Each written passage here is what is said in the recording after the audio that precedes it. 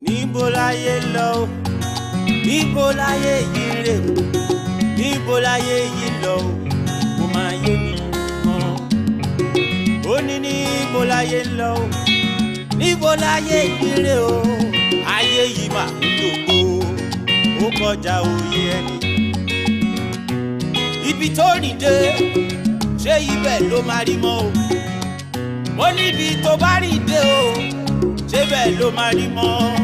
Oríṣiríṣi ìrì ló ń bẹ láyé o, oríṣiríṣi ìrì ló ń bẹ láyé.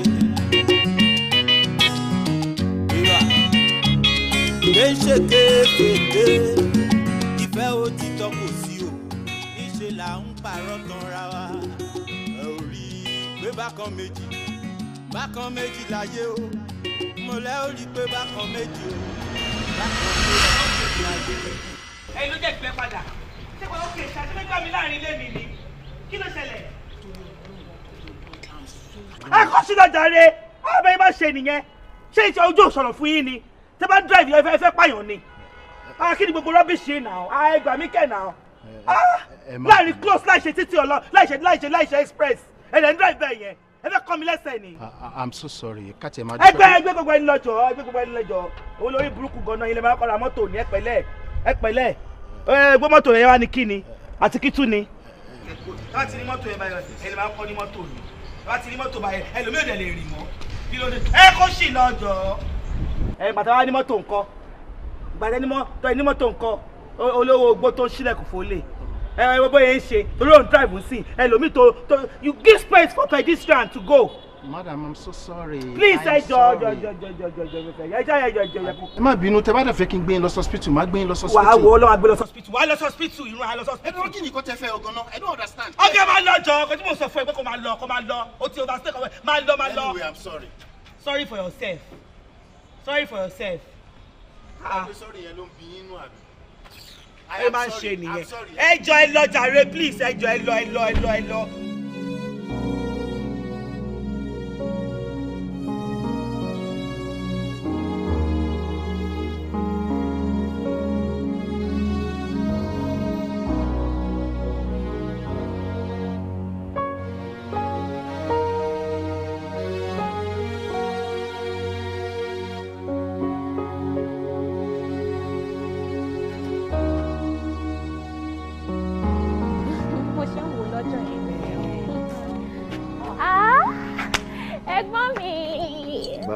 Adúpẹ́.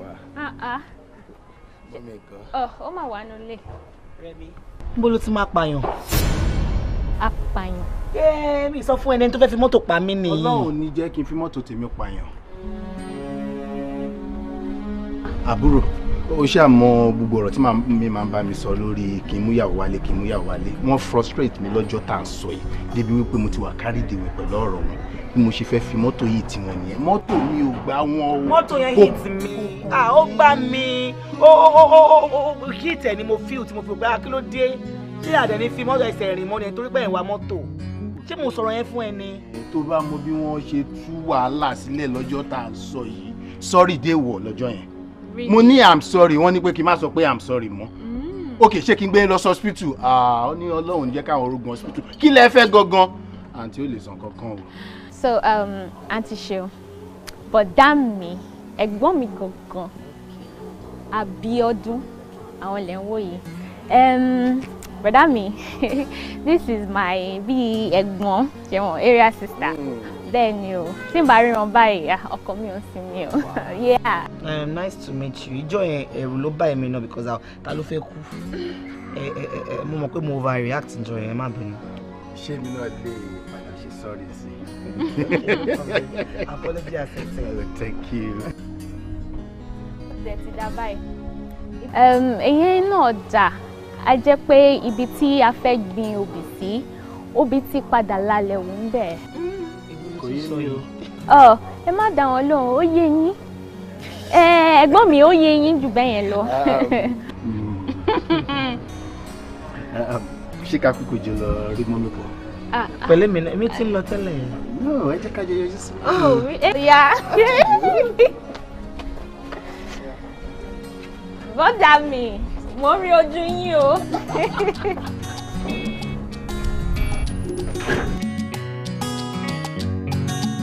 Àwọn dáàdi wa sọ pé a kì í gbókèrè lójú ọbẹ̀. You won't see the best of me until you come to Naija. Wá ti gba tá ti wà lẹ́nu ọ̀rọ̀ yìí, and you know how much I love you. Please, come home.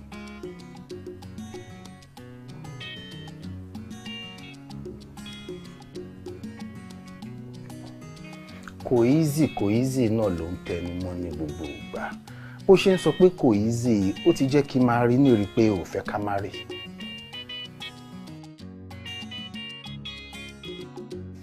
Yes. Look, reason tí mo fi ń distant ara mi pẹ̀lú ẹ̀ gangan náà ni. Because ó ti ń dàbí ìgbà tó jẹ́ pé èmi ni mo serious pẹ̀lú relationship yìí. You are not serious. Dúró náà, babe. Bó pẹ́ bóyá, ṣé ò ní padà wá sílé ni? Wọ́n nílé lábọ̀ sí mi oko. You need to come home. You are hardworking, I'm also hardworking. Táwa méjèèjì bá fi ọwọ́ wẹ ọwọ́, a máa build empire. Come home. I love you so much. And pẹ̀lú bó ṣe ń ṣe yìí, ó ti jẹ́ kí ìfẹ́ yẹn kó fẹ́ máa depreciate. Please, come home. Àfi tó bá jẹ́ pé o ti wá ní èèyàn kan ní UK tó ń fẹ́, tó wàá fẹ́ jẹ́ kí n mọ̀. Tó bá jẹ́ pé o ti ní sọ fún mi, I can let you be.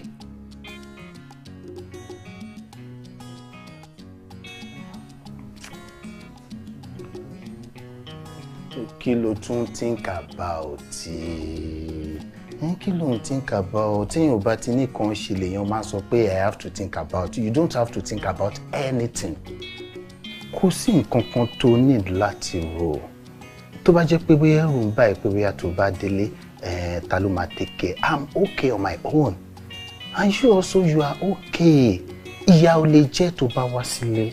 Please, come home. Oh, lè mọ̀ mo ṣe ń feel pẹ̀lú ọ̀rọ̀ tí mo sọ yìí. I love you so much.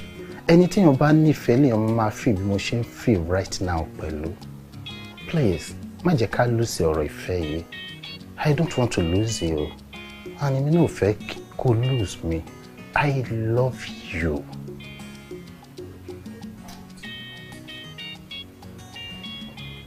Babe, mo kì í ṣe ọmọ kékeré. Ó fẹ́ fi style tú fẹ́ jẹ́ ká kú lórí ọ̀rọ̀ yìí nìyẹn. Ọ̀rẹ́ ti yé mi. Mo fẹ́ dọ̀dọ̀ ọ̀rẹ́ mi Báyọ̀. Okay. I still love you. Yeah, bye. I think I've tried. Yeah. I've tried.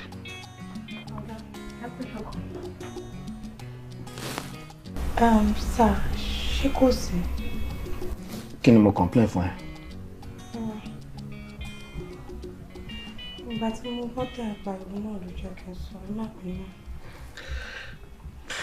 Sọ àwọn oúnjẹ yẹn ti rẹ́dí sà, ṣé kí n sàwẹ̀? Mo ń jáde, bóyá tí bá dé màmá jẹ. O láìkì ẹjọ́.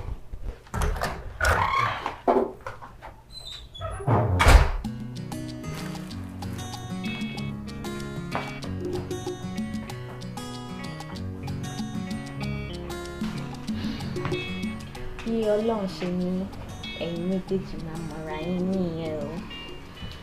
Well, kí Ọlọ́run wá jẹ́ kí ẹ mọ̀ra yín jù bẹ́ẹ̀ yẹn lọ. Kó ba lè so èso rere.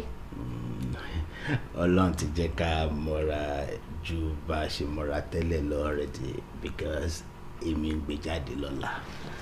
Àdúrà kan tó máa gbà ní pé k'Ọlọ́run jẹ́ kó so èso rere. Tèmi dẹ̀ ti mọ̀ pé eléyìí tí mo dáwọ́ léyìí ó máa ṣe èso rere. Ó tiẹ̀ ti so èso rere. Bọ́dá mi. Bro mi. So now tẹ́ ẹ̀ ń gbé wọn jáde. A jẹ́ pé àwọn méjèèjì lẹ́ ń gbé jáde nìyẹn o. Àwọn awájú mẹ́ta. Bẹ́ẹ̀ ni. No, praise the crowd. Ẹ ní sùúrù. Ṣé ti gbà pé blood sister yín ni mí ni? Mo rántí. So èmi ni mo ti wá di 3 is a crowd. Torí pé ẹ fẹ́ gbé àǹtí Ṣeun jáde. Wọ́n ní tí ọkọ bá ti mójú aya tán tàbí tí aya mójú ọkọ tán kí alárinà kó wá step aside So you need to step aside. Wow. Yes. Má fi yẹn ṣèbínú máa ọ̀rẹ́ tí mo bá débi tí mo ń gbé sweetheart mi lọ. Tí bá rí one or two things to my like, má pick it. Wait, má bá mi sọ ìyẹn.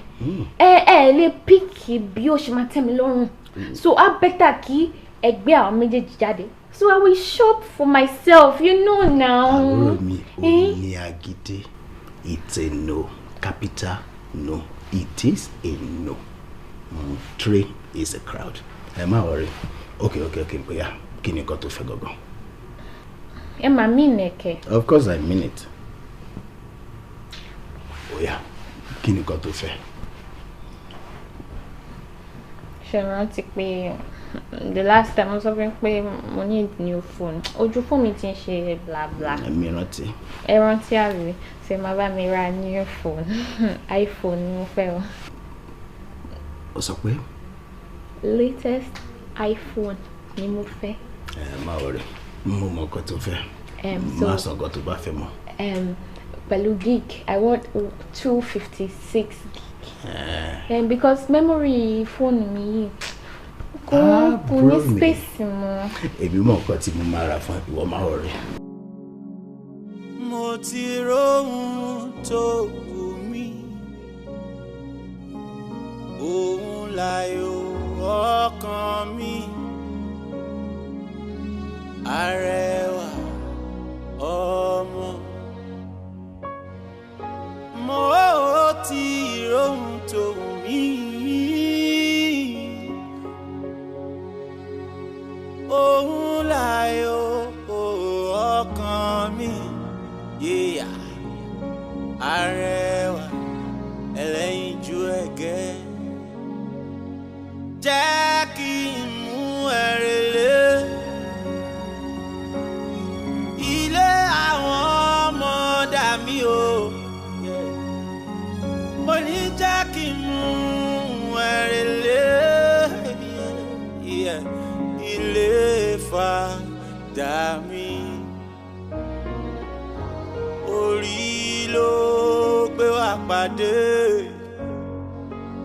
kádàrá ló so wá pọ̀, yeah.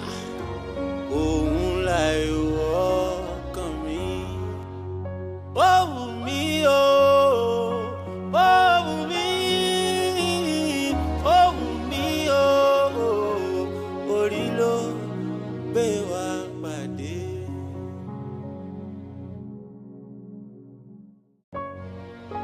Mo ti rohun tó wù mí, òun láyọ̀ ọkàn mi, yeah. Arẹwà ẹlẹ́yinjú ẹ̀gẹ́, jẹ́ kí n mú ẹ relé ilé àwọn ọmọ dà mí o, mo ní jẹ́ kí n mú ẹ relé ilé fàdà mi. Orí ló gbé wa pàdé, kádàrá ló so wá pọ̀, yeah. Òun láyọ̀ ọkàn mi, ó wù mí o, ó wù mí, ó wù mí o, orí ló gbé wa pàdé.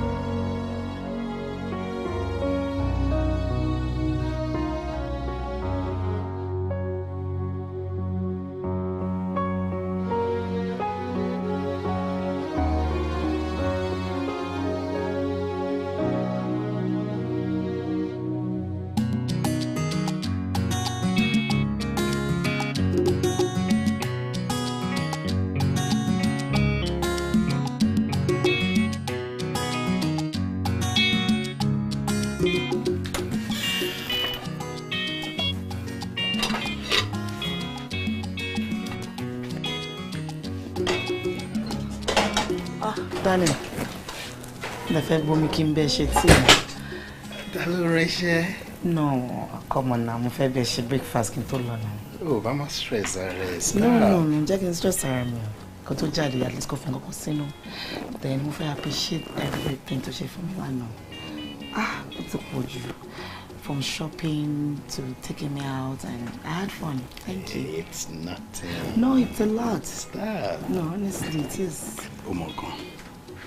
Mo man like obìnrin tó bá máa appreciate nǹkan tọkùnrin bá ṣe fún. It's good to do that. I mean, why not? You're a good woman.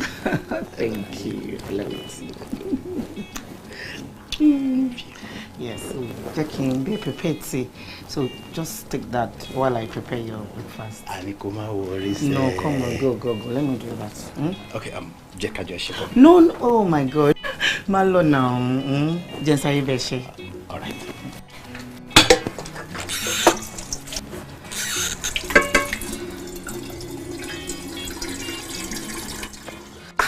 Go now. I'm just waiting. Because I don't want to go. I want to stay. Just go. Let me do it now. Just I be prepared. Can be here then. I be prepare breakfast then. All right. Go. Okay. Go.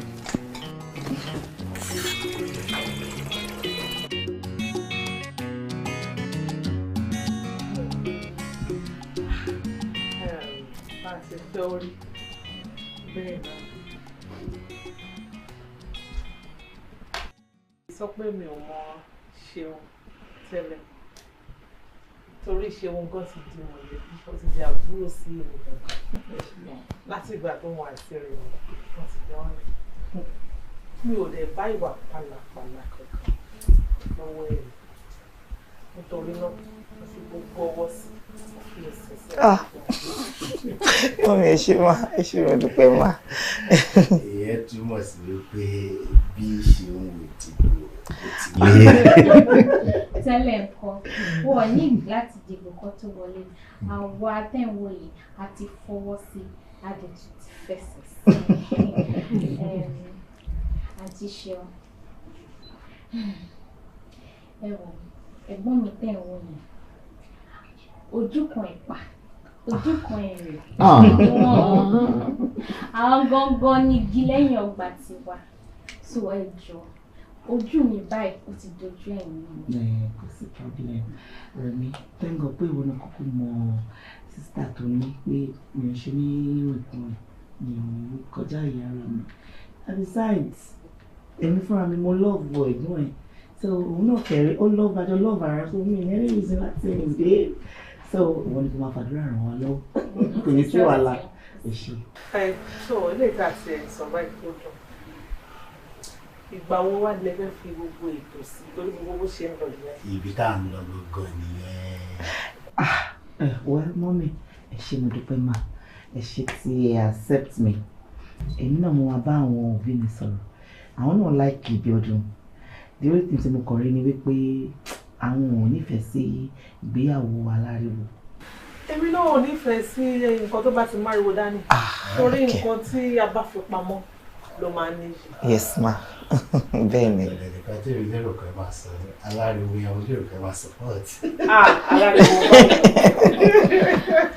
ẹ ṣé gan ma ẹ ṣé mo dúpẹ́ ma iṣẹ́ kò fẹ́ inú mi dùn pé accept me tọwọ́ tẹsẹ̀ ẹ ṣé ma. ó yẹ kọ́mọ yìí ti parí oúnjẹ tó lóun ṣe látara. ẹ ṣé. Ṣeun bèbè báwo ni kí ló ń ṣẹlẹ̀ kí ni nǹkan tó ń ṣẹlẹ̀ gangan n máa pe fóònù ẹ títí tí ò ní gbàgbọ́ ìyẹn ilé yín náà ni mo débẹ̀ mo ò ní rí ẹ tó bá tiẹ̀ jẹ́ pé ó lẹ́ṣẹ̀ tí n bá ṣe ẹ̀ ó máa sọ fún mi náà ṣẹ́mi ń bí ẹ lóògùn rẹ at least a ti ń babọ̀ ń sìn kò ń ṣàna o tó bá tiẹ̀ ní pé ó lẹ́ṣẹ̀ tí mo ṣe ń má dé bẹ́ẹ̀ ó má dé dáríjì mi. inú mi dùn pé ìwọ náà wọ̀n wípé a ti ń babọ̀ ọjọ́ ti pẹ́ èmi àti a ti ń date that to how long? 5 years of course. 5 good years. You are a time waster. Aláìní kan ṣe dẹ̀ ló jẹ́. Bẹ́ẹ̀ ni ìjọ wo gangan ló fẹ́ fẹ́ mi gẹ́gẹ́ bí ìyàwó Gbogbo àwọn ẹgbẹ́ mi pátápátá ló ti ṣègbéyàwó. Èyí tó ti bímọ nínú wọn ti bímọ. Tí máa ń bẹ sọ pé ìjọ gangan la fẹ́ fẹ́ra. Wàá máa sọ fún mi pé kinní kan o. Wàá máa give different excuses. And I'm tired. Reason tó ṣe ń pè mí tí mi ò ṣe gbé kọ́lẹ̀ nìyẹn now. Because mi ò lè jẹ́ kó báyé mi jẹ́. I've had enough of your excuses. Ojoojúmọ́ tí máa fẹ́ sọ̀rọ̀ pé ọ̀rọ̀ gbéyàwó báyìí báwo la ìfẹ́ ṣe, ìjọ ló fẹ́ àtọ̀rọ̀ mi, ìjọ ló fẹ́ máa wò bí mi. Wàá change ojú ni. Wàá sọ di nǹkan mímọ́ mi lọ́wọ́ ni. Oríṣiríṣi irọ́ ló ti pa fún mi. I've had enough of it. Ṣó ti gbọ́? Èmi dẹ̀ jókòó ti fẹ́. I love my boyfriend. I love my boyfriend. Does my boyfriend love me? That's the question. Because gbogbo nǹkan tá a ṣe kò yé mi. Ṣorí ilé tí mo ṣe yìí mo kò wá bẹ́ẹ̀ ni pé kó lè mọ̀ ọlá ìfẹ́ tí mo ní sí ẹ pé kó lè mọ̀ pé o kò má ṣe wàhálà lásán. Má ṣe wàhálà lórí mi mọ́. Stop calling me. It is over between us. Listen, kò rí bẹ́ẹ̀ náà. Why don't sọ̀rọ̀ bí ilé? Mo kò sọ pé kò fún mi ní little time. I need to put things together. Ìwọ náà mọ̀ pé owó náà fi ń ṣọkọ obìnrin. Tí o bá sówó ìwọ náà owó tó ṣe rí náà, owó la ṣe máa fi maintain ẹ̀. Ṣé o fẹ́ káwọn anu máa rí ìta nírò tá máa fi enjoy ni? Ìwọ náà mọ̀ náà. Okay, ṣé mo kò tó ṣẹlẹ̀ ń sìn? At least ìwọ náà wo mo ṣe rí. There is money now, so mo ti ready and I've come. Nǹkan tó bá kàn tó máa wù mí kó ṣe ń sìn ni pé pick dates to bá wò ẹ́. Yeah, and we're good to go. Problem is, èmi ò ní little more time yẹn mọ́. Because I know you are a liar. Tó bá sọ nǹkan ẹ̀ kan sìn, tí má gbọ́ sí ẹ lẹ́nu. Tó bá ti má bring up issue yẹn again, another excuse to ma give. You keep giving different excuses and I've had enough. No, it's not like that. It's Just give over. me a try. It is over. Ojú mi ti là. No, ṣe Ojú mi ti là. o lè ṣe báyìí. Mo ní mi ò ṣe mọ́. No, now. Mi ò ṣe mọ́. It's over, please. It's over.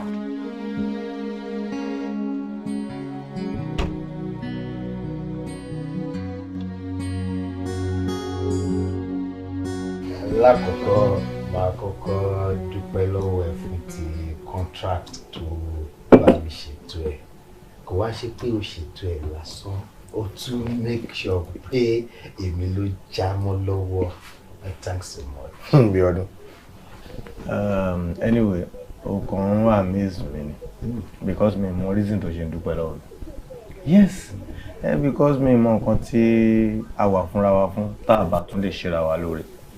Àti pé pàápàá Yorùbá ní ká fi ọ̀tún wẹ òsì, ká fi òsì wẹ ọ̀tún, òun lọ́wọ́ fi máa mọ́. Bẹ́ẹ̀ni, ok, tí n bá ṣe fún ẹ, ta ni mo fẹ́ ṣe fún? Tó bá tún wá rò dáadáa tó lárò jinlẹ̀ lórí ẹ̀. Ṣé wọ́n fúnra lára ẹ lè káyé nǹkan ribiribi ní dáadáa tó ti gbé ṣe ní láìfẹ́ mi náà? Especially the contract you are talking about. Ṣé o mọye contract tí wọ́n fúnra lára ẹ ti gbà fẹ́ mi? Ṣé o kí ló wá ń dúpẹ́ fún? Ọ̀rọ̀ ló sọ. But same Yorùbá tó sọ wípé ká fi ọ̀tún wẹ òsì, ká fi òsì wẹ ọ̀tún lọ́wọ́ fi mọ́. Àwọn náà lọ tún sọ wípé tá a bá ṣe ní lóore ọpẹ́ là dá, mo wá dúpẹ́ tèmi dàgbà. Onílù ọ̀la Adéwọlé afẹ́nulùlù. Ìní ní ẹni lè ṣe mí. Ó ti yé mi. Mo understand. Bí ọdún, let's not forget. Bó ni ẹ bá ọ̀rọ̀ ṣeun dé?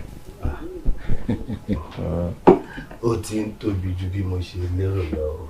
Kí ló ṣẹlẹ̀? Orin wedding date ló ń kọ sí mi létí ní gbogbo ìgbà. Ó ti wá kọrin yẹn débi wípé etí mi ti fẹ́ di. Mo ṣáà ti agree pẹ̀lú wọn pé a máa mú date nínú oṣù tá a fẹ́ mú yìí. Bí ọdún, I can't wait. Honestly. Ọmọ. Wo ó ti ń ṣe bí kò máa rí ó ń ṣe bí kò rí máa rí mi lè wait. No. Ìdùnnú tèmi gangan nìyẹn, nǹkan tí mo fẹ́ lọ́wọ́ yìí nìyẹn. And I wish you best of luck. Thank you. I wish you best of luck. Yeah, if that should be the case, a ní láti toast fún ti new contract tí ó ṣẹ̀ṣẹ̀ gbà. Lẹ́ẹ̀kejì fún ti ìyàwó tuntun tó ṣẹ̀ṣẹ̀ fẹ́ wọlé. Ìyẹn já sí pé double celebration. Yeah. Okay, let's make a toast. So more money, my love. Thank you. God bless you. Tabakuro mi, o máa lọ celebrate for me big time ni o. Anything tó bá fẹ́. Already láti ṣe. I trust you. Mo trust ẹ. Wo kó sì ló máa gbé mi lọ. Àṣírí ta bá ti débẹ̀ nǹkan ni kò ṣe point and kill. àárọ̀ mo ti repent mi ì ṣerú yẹn mọ́ ìgbà tí n ti yàn àlè mọ́ lówó ti ń gbápò mi ọ̀sẹ̀ tí mo ṣe márì tán báyìí èmi dá ṣìnà lẹ̀ ni mi ṣe mọ́. ẹ̀rọ àlè ṣe mọ̀ pé nǹkan tí mo sọ̀rọ̀ rẹ̀. tí mo mọ inú ẹ̀ mo mọ inú ẹ̀ dáadáa. bí erin bí màálù ni mo sọ̀rọ̀. òkè yẹn ló ń sọ ẹ̀ sórí ìwọ fúnra lára tó bá ti márì nsìn no more ṣìnà. No more ṣìnà. mo fẹ́ kó fi jọ ọ̀rẹ́ mi kan ni Nurudeen Onítìrí bó ṣe márì tán báyìí ṣìnà dúpẹ́ ni kò ṣe ṣìnà mọ́ rárá. bóyá ká sọ pé torí pé mi ò tí ì rẹ́dí láti stop ìṣìnà ni mi ò ṣe tí ì fẹ́ márì. ìyẹn kọ́ wọ́n fúnra ẹ̀ kì í ṣe ṣìnà ìgbà tí ìyàwó ẹ̀ ti kú yẹn obìnrin kankan ò fẹ́ hùn ẹ̀ mọ́ nìkan tó ń ṣe ẹ́ nìyẹn. ọ̀rẹ́ mi ọ̀wọ́n. bí ọdún sórí tẹ́ bá ti ṣe wedding tọ́lọ́run bá ṣe tó fi ọmọ alábàríkà sí yín láàrin Providence School mo fẹ́ kó mọ́mọ́ lọ ìfagbà best education Providence School lónìí honestly ibẹ̀ làwọn ọmọ mi lọ ibẹ̀ làwọn ọmọ mi lọ education most important thing in life yes so note tó bá ti bímọ báyìí. mo ti note because mo mọ̀ pé o kì í fi ọ̀rọ̀ education ṣeré. mo cherish ẹ̀ gan wọ́n dẹ̀ ní creche wọ́n ní primary school wọ́n ní secondary honestly hostel wa and it's affordable. a jẹ́ pé tí bá ti bímọ àkọ́kọ́ jù sí creche ayọ̀ tó fi máa wọ primary school tàbí secondary school tó bá dẹ̀ jẹ́ pé ìgbà tó mọ́ bá fi máa wọ secondary school àwọn náà tún ti ní institution. Providence náà ló ti máa ṣe gbogbo ẹ̀ so akọ̀ ọ̀run tí wọ́n pé uni ni kí wọ́n ní o. of course university normal.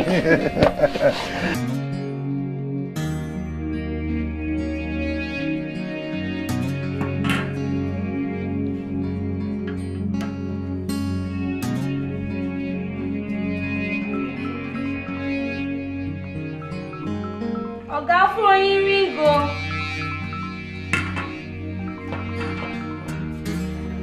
Ọ̀gá.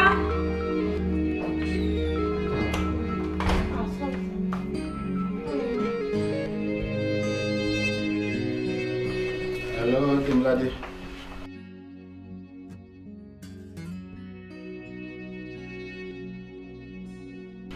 Sweetheart tó pè mí ẹ̀ ni.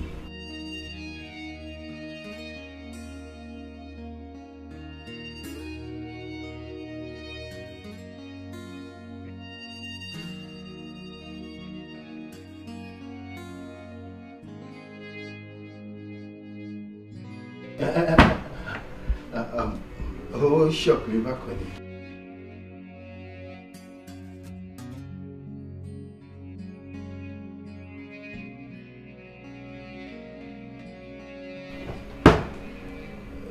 Dimlade, you are ready to be my wife?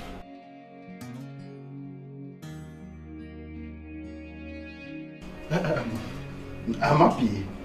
Ó tún shock me lẹ́ẹ̀kejì ni.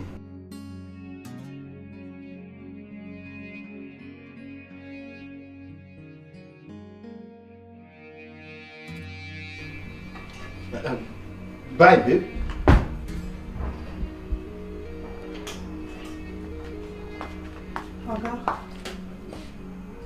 Ọ̀gá ṣé kí n lọ sẹ̀wọ́n tẹ́lẹ̀ kí n sì ń sìn.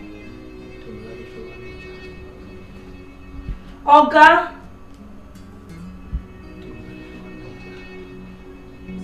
Ọ̀gá.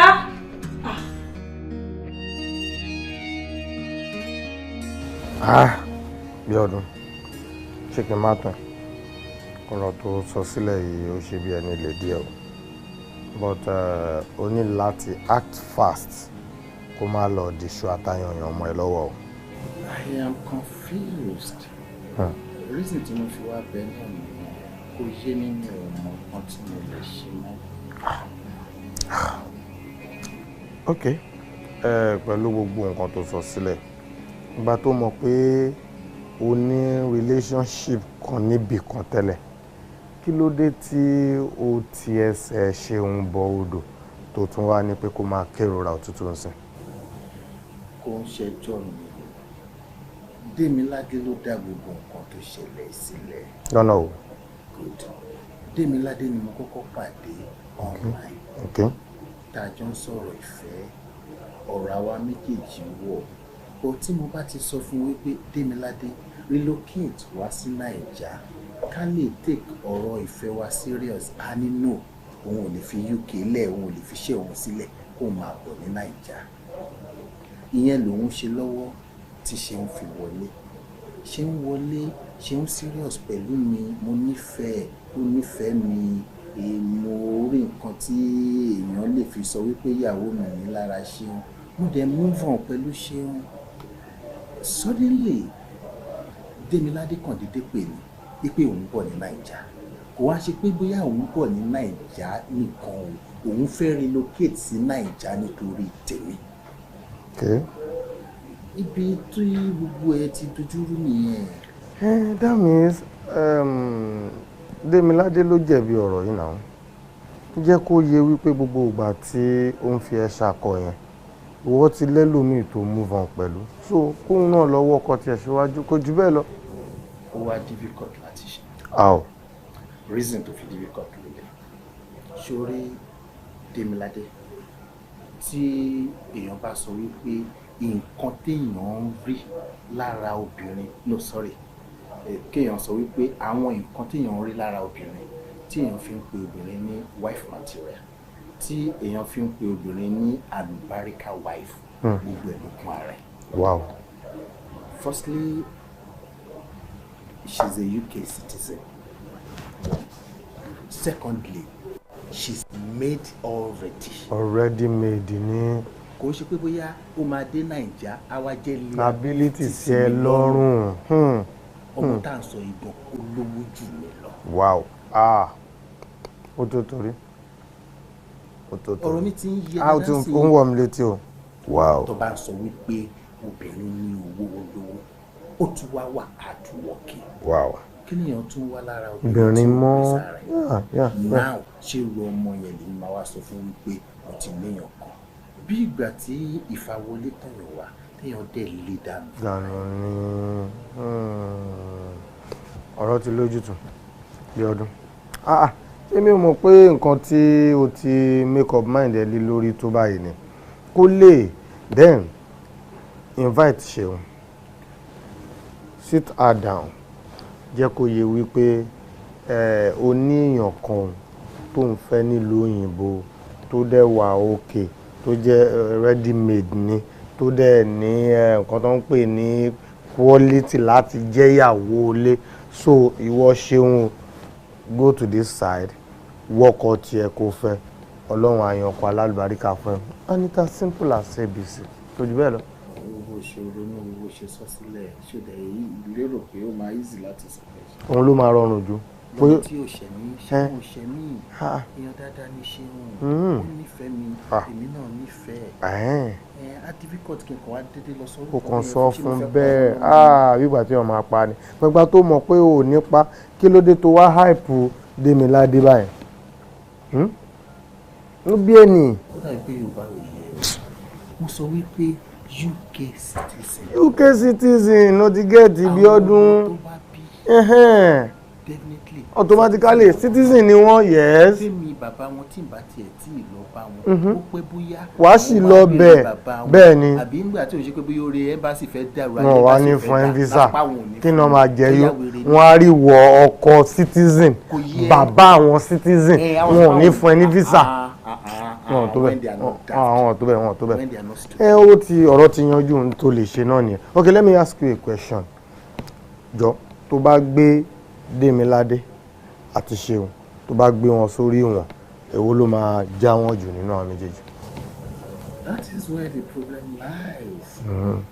I am confused. Yeah. Bàbá wèrè ni ẹ́ o. Bí ọdún bàbá wèrè ni ẹ́ ọ̀dájú dẹ̀ ni ẹ́ pẹ̀lú Ọlọ́run má jẹ́ kí ìfà kó padà fà ẹ́ lápò ìyá ni o. Mò ń kọ́nsìn ò ń parẹ́ mò ń gbé dúró ò ń da dùbúlẹ̀ padà eventually tó bá padà jálé ẹ lórí wá ní mo sọ tèmi o má wọrí wá ní mo sọ tèmi yá kúrò ńbẹ̀ ìwọ fúnra lára ẹ o ti make up mind ẹ already so má fi lọ̀ mí mọ́ má fi lọ̀ mọ́ o ti made up má fi lọ̀ mọ́ o ti make choice ẹ èmi á fẹ́ ṣe ẹ̀yẹ ọkọ̀ UK citizen kí ẹ ṣe ẹ̀yẹ kẹ̀ kí n sáré pé èlé ó ń bá mi sọ̀rọ̀ látàárọ̀ mi wá dá lóúnjẹ ń dá lóhùn sí àti parí ọ̀rọ̀ tí ní àti ẹ̀. ọ̀rọ̀ mi ti délẹ̀ wo. kò lè débẹ̀ bí ọdún ọ̀rọ̀ ẹ̀kẹ́ kí n fi sí spíkà kú ọ̀gọ̀ngàn wà á rí pọ́rọ̀ tó important. Rẹ̀mí ní nǹkan tó ń ṣẹlẹ̀ o torí ó ti sún mi o bí ọdún ìgbékọ́ mi mọ́ o. Mọ́mí ẹ̀rọ àmà. Báwo ni my dear? Yes ma. Ìgbà wo ni gbogbo yẹn bẹ̀rẹ̀? Ẹni ọjọ́ mẹ́ta inú ni mo notice máa pè kò ní gbé kò dẹ̀ ní pè mí padà. Ṣé o dẹ̀ ti wá délé? Mọ́mí mo ti wá lọ sílé ìjọ́ tí mo wá délé kẹ́tì máa ní kò sí nílé mo dẹ̀ ní kí ẹ bá mi jíṣẹ́ pé mo ti dé ẹ̀ẹ̀mejì ọ̀tọ̀ọ̀tọ̀ mo ti lọ kò dẹ̀ pè mí mi ò get any response from him ìgbà tó sú mi náà ni mo ní kí n wá yọjú sí ìgbà kí n wá ṣàlàyé fún yín. But that is totally strange. Ẹ̀gbọ́n mi ò bí kọ́ yín kẹ́. Láì ṣe pé ẹ níjà ti tẹ́lẹ̀. Rẹ̀mí èmi àti ẹ̀ ò ní gbólóhùn àsọ kankan ìfà tó tábà tẹ̀lé ní misunderstanding ṣé bá jọ máa sọ àdèmájọ settle náà ni but in this picture mi ò tiẹ̀ ní idea nǹkan tó ń ṣẹlẹ̀ ó kàn déédéé go off ni.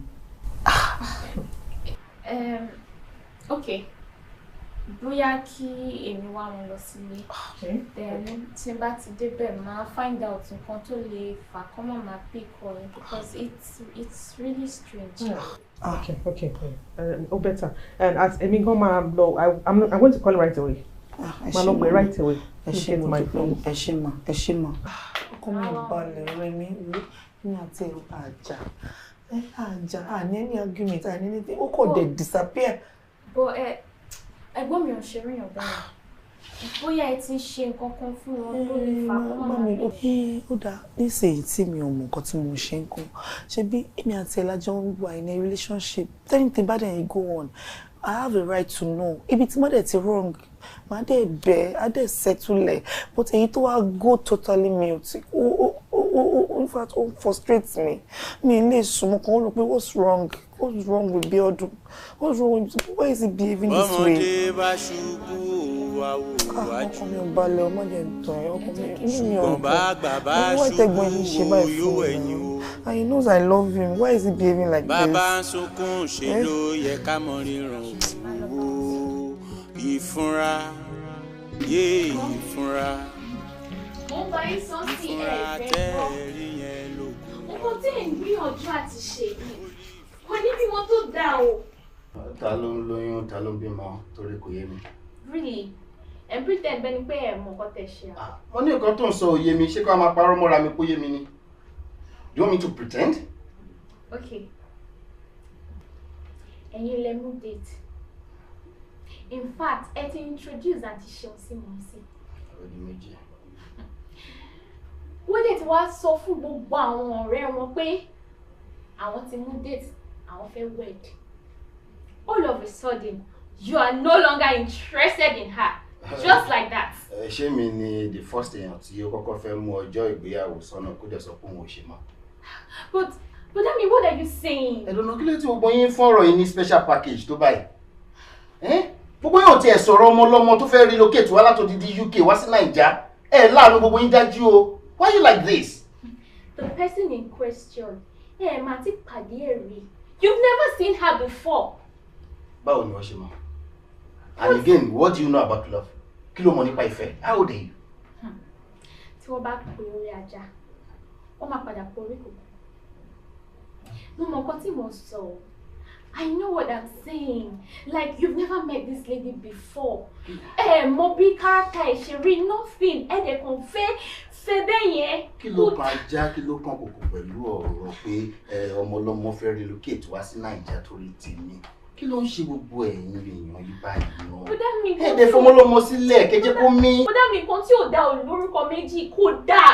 Ẹ ti wá engage pẹ̀lú èèyàn mi. Jẹ́ ká gbàgbọ́ nípa rẹ̀. No, but really, Kí ló ṣe?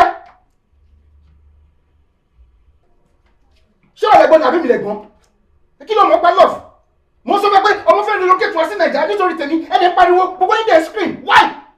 Ṣé mi mọ̀ kọ́ tí mo ṣe ni? It is my future, it is my life. I'm sorry that I screamed at you. Mapino, look, truly ọmọ tó ń bọ̀ ọmọ that time ni. Torí tèmi ló ṣe ń bọ̀ from UK láti wá relocate wá sí Naija. UK citizen ló mú tá à ń sọ̀rọ̀ èyí. Gbogbo àná la máa benefit lára ẹ̀. Ṣé wò fẹ́ lọ sí òyìnbó ni? Tí mo bá ti fẹ́ ọmọ ẹ̀ tó bá ti bímọ fún wa, definitely gbogbo àná ti ní opportunity àti lọ sí òyìnbó nìyẹn. Ẹni tá a bójúlé kó má dà wá o. Kọ́rí wa máa jẹ́ àjẹbí pé a nífẹ̀ẹ́ ìfẹ́. Nǹkan tí mo gbọ́ kó ṣẹlẹ̀ láàrin wa àti Ṣeun àfẹ́sọ́nà torí mo gbọ́ pé wọ́n ní òògbé kọ̀ọ̀lẹ̀ mọ́ òun avoid ọmọ yẹn wọ́n ló ti wẹ́ ẹ wá several times ó fẹ́ rí ẹ tó yọjú sí. Kọ̀tọ̀kọ̀tọ̀ làwọn èèyàn sọ tó bá dé pé òun náà ló sọ fún kọ̀tọ̀kọ̀tọ̀ ló ń sọ.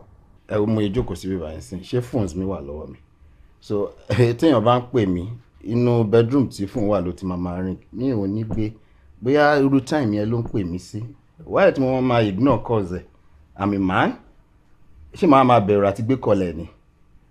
Bí ọdún. Mami. Irọ́ ló pa. Bẹ́ẹ̀ ni irọ́ ló ń pa fún mi. Owó nǹkan tó ṣẹlẹ̀ ni mo ti gbọ́ o. Mo gbọ́ pé wọ́n ní torí pé girlfriend ẹ̀ kan ṣe fẹ́ dé láti UK ló ṣe ń sáfọ́ ọmọ yẹn. Òótọ́ ni girlfriend mi fẹ́ dé láti UK wọ́n kò ń ṣe pé bí a mú wá torí ẹ̀ sá fún mi ṣe máa torí ẹ̀ sá fún. Ó dàbí pé ẹ mọ ẹni tó ń bọ̀ láti UK. UK citizen là ń sọ̀rọ̀ ẹ̀yìn mami ọmọ yìí she's already made. Ó ń bọ̀ wá sí Naija láti wá relocate nítorí tèmi ni. Mami ṣe rí lady tá à ń sọ̀rọ̀ ẹ̀yìn òun ni mo ti kọ́kọ́ pàdé níbẹ̀rẹ̀ ilé ayé mi mo dẹ̀ nífẹ̀ẹ́ torí wípé kò serious pẹ̀lú ọ̀rọ̀ ìfẹ́ mi àti ẹ̀ òun ló yẹ kí n fún Ṣeun ní space now she's serious and she's ready to relocate to Nigeria because of me. Mami ṣe báwo. Ibo ló fẹ́ ká fojú sí. Irú ojú wo nìyẹn. Gbogbo àwọn tí ọmọ yẹn ti sọ fún ipò òun fẹ́ ìwọ̀n àtẹ́fẹ́fẹ́ ra àwọn táwa náà ti sọ fún ó dẹ̀ wọ́n bó mo ṣe jẹ́ sábùrù ẹ̀. Mami ọ̀rọ̀ life mi là ń sọ̀rọ̀ ẹ̀ yìí àwa la sọ pé Adégún tábà tún padà sọ pé Adé ògún mọ́ kò sẹ́ni tó máa mú wa sí i. It is my life mami ní bá mi gbé tó bá kó èmi àti ìyàwó mi èmi mo èèyàn tí mo nífẹ̀ẹ́ mi ni mo mọ èèyàn tí mo ready láti spend the rest of my life with. Ọkọ mi Ọlọ́run ti bèrè tó ń dùn ẹ̀gbọ́n ṣùgbọ́n ọmọ yẹn mi ò ṣáàjẹ́ ká tiẹ̀ jẹ́ ká bá ṣe ọkọ máa ṣètò lẹ́tọ̀ wà lẹ́yìn. Ṣètò kìíní. Okay ọmọ kan tó máa ṣẹlẹ̀ èmi máa invite ọmọ yẹn wá gbogbo a máa jókòó báyìí a máa ṣètò ọ̀rọ̀ tó wà láàrin. Ó dà pé ẹ láìkí kẹ́ máa wojú ọmọ yẹn kẹ́ wá máa rí pé omi ń jáde lójú ẹ̀ ṣé nǹkan tẹ́ fẹ́ nìyẹn. Ẹ má wo orí ṣe kàn ṣe ẹ̀yin lẹ́mìmì àti ẹ̀ mọ́ra máa pè lórí fóònù máa sọ nǹkan tí mo fẹ́ sọ fún ọ kí n lọ bá fúnra lára mi kò ṣe ní ìdí pé bí akẹwà ń bẹ̀ tí bá máa serve ní breakfast. Má yẹ ká kú lórí ọ̀rọ̀ kí lẹ fẹ́ jẹ. Ezedo Ezed. A ṣe máa wálé mi ẹ̀ ní jẹun ni. You my mom? Stop! Ẹ má ṣe ní jẹun nílé mi. Mami, kí lẹ fẹ́ jẹ? Ẹ máa wá sílé ọmọ yín ẹ jẹ. Ẹ jókòó jàre ẹ ṣe máa sọ pé ẹ jẹ.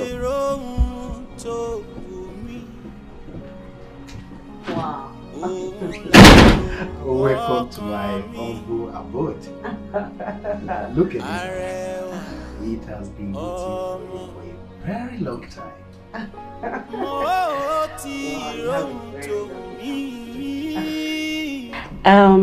Anyway, kò ń ṣe pé ohun ẹ̀mí náà láti kẹ́tọ́ èkó tó di pé mo máa wá sílẹ̀.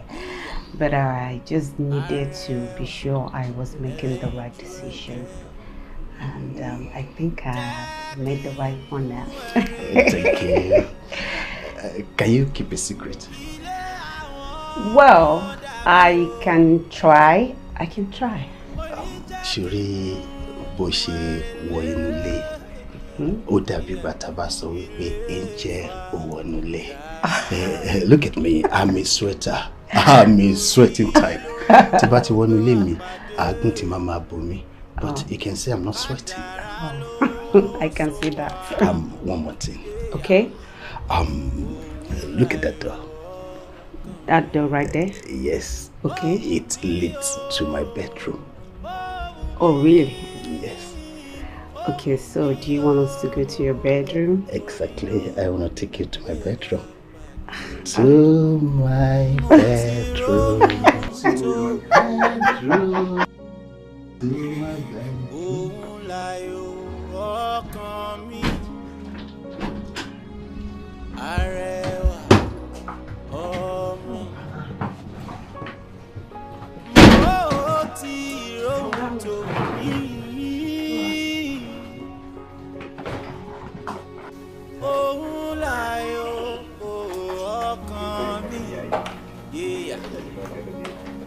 Ẹ ṣe àdúpẹ́ owó ẹ̀dẹ̀ kú tọ́jú.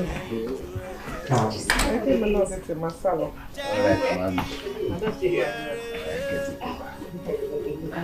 Ó dàbọ̀ mọ́ mi.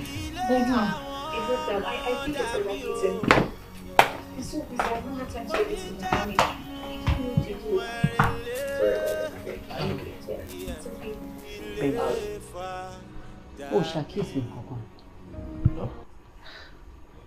Ó dàbí ìgbà tí mọ́mí rẹ̀ fún mi latitude. Mami. Yes, because bí mo bọ́ ṣe ń lọ sí tí mo kí wọn, wọ́n kàn fi mú dá mi lóhùn.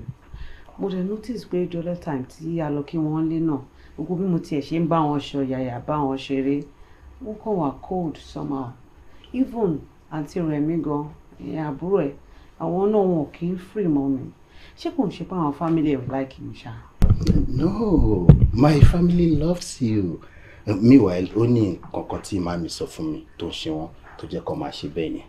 Tó bá tiẹ̀ wá jẹ́ pé wọ́n fún ẹ ní attitude bó ṣe sọ lóòótọ́. Àti màmí àtàbúrò mi, wọ́n á gbélé wọn ni o. Because my wife over everything ni. I love you so much. You are my number one. My number one.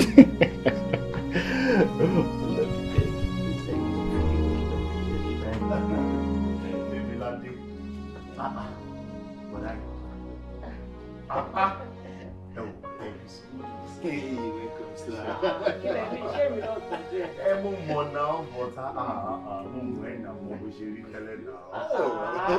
In fact, ìfẹ́ tí mo ní sí ó ti increase láti èdè náà. Mo feel like a superman right now. You are. Ká tó fọ̀rọ̀ lẹ́sọ̀rọ̀ sá. A ti lọ gba date ní registry. Oh wow. Yeah, but mo ní problem pẹ̀lú date yẹn. Kí ló ṣẹlẹ̀? Because èmi fẹ́ ká pariwo lé date yẹn lórí. Okay. But àbúrò yìí sọ pé òun ò fariwo, òun ò fẹ́ elaborate wedding. You may understand reason why pé òun ò fẹ́ elaborate wedding. Ẹ̀kan láyé ni kinní yìí. Yes. Ẹ jẹ́ ká palẹ̀ ẹ̀kan náà. Because tẹ́ bá bí èmi gan fẹ́ party aláriwo. Láti ìgbà tí ṣe wedding tọmọ ìyá mi fẹ́ ṣe wedding. Ẹ jẹ́ ká parí mi náà ń bá àwọn èèyàn ṣe jẹ́ kó wá bí mi náà ṣe now. I mean, let's have a Lagos party. But tí òun ṣe wá sọ pé òun ò ṣe wedding aláriwo torí mo mọ̀ dáadáa tó bá sọ pé òun ò ṣe nǹkan kò ní fẹ́ ṣe. But èèyàn kan mo mọ̀ tó tún ní bọ́tì yẹn lọ́wọ́ tó lè bá sọ̀rọ̀ tó lè change mind ẹ̀ because ó rí lè wù mí ká ṣe party. Sista wa ni bóyá kí n pè sista wa ọba àbá sọ̀rọ̀ kọ́ control ẹ̀. Ara mi ṣe fẹ́ gbọ́ ibi tó kọrin sí ibẹ̀ náà ni sista kọrin sí. Ẹ ti bá wọn sọ̀rọ̀ ni. Mo wà ń bẹ̀ gbà tó pé wọn àwọn náà jẹ́ kó yẹ pé àwọn support ẹ pẹ̀lú pé kò fẹ́ wedding aláriwo yẹn. Ó dẹ̀ dùn mí ṣá. Bó tẹ ní sùúrù ẹjọ́ tó rọ Ọlọ́run. Ẹjọ́ ṣé bí èmi ni mo fẹ́ ṣe wedding. Àwa dẹ̀ fẹ́ bẹ́ẹ̀ ṣe. Ẹmúdé ní mi ò fariwo. Èmi ló ní nǹkan.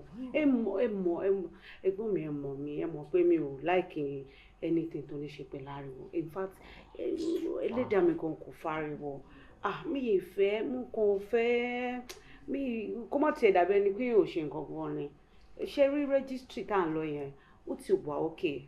Ìyẹn gangan ni wedding now. Gbogbo ilé tá à ń ṣe à ń pariwo àwọn egéle à ń ṣe gbogbo ẹ̀ káàkiri àwọn olórin ń kọrin yẹn. Ìyẹn paparazzi lásán ni kò ní ìtumọ̀ now. So ẹjọ́ tó yọ lọ bí mo ṣe fẹ́ nǹkan mi rèé o.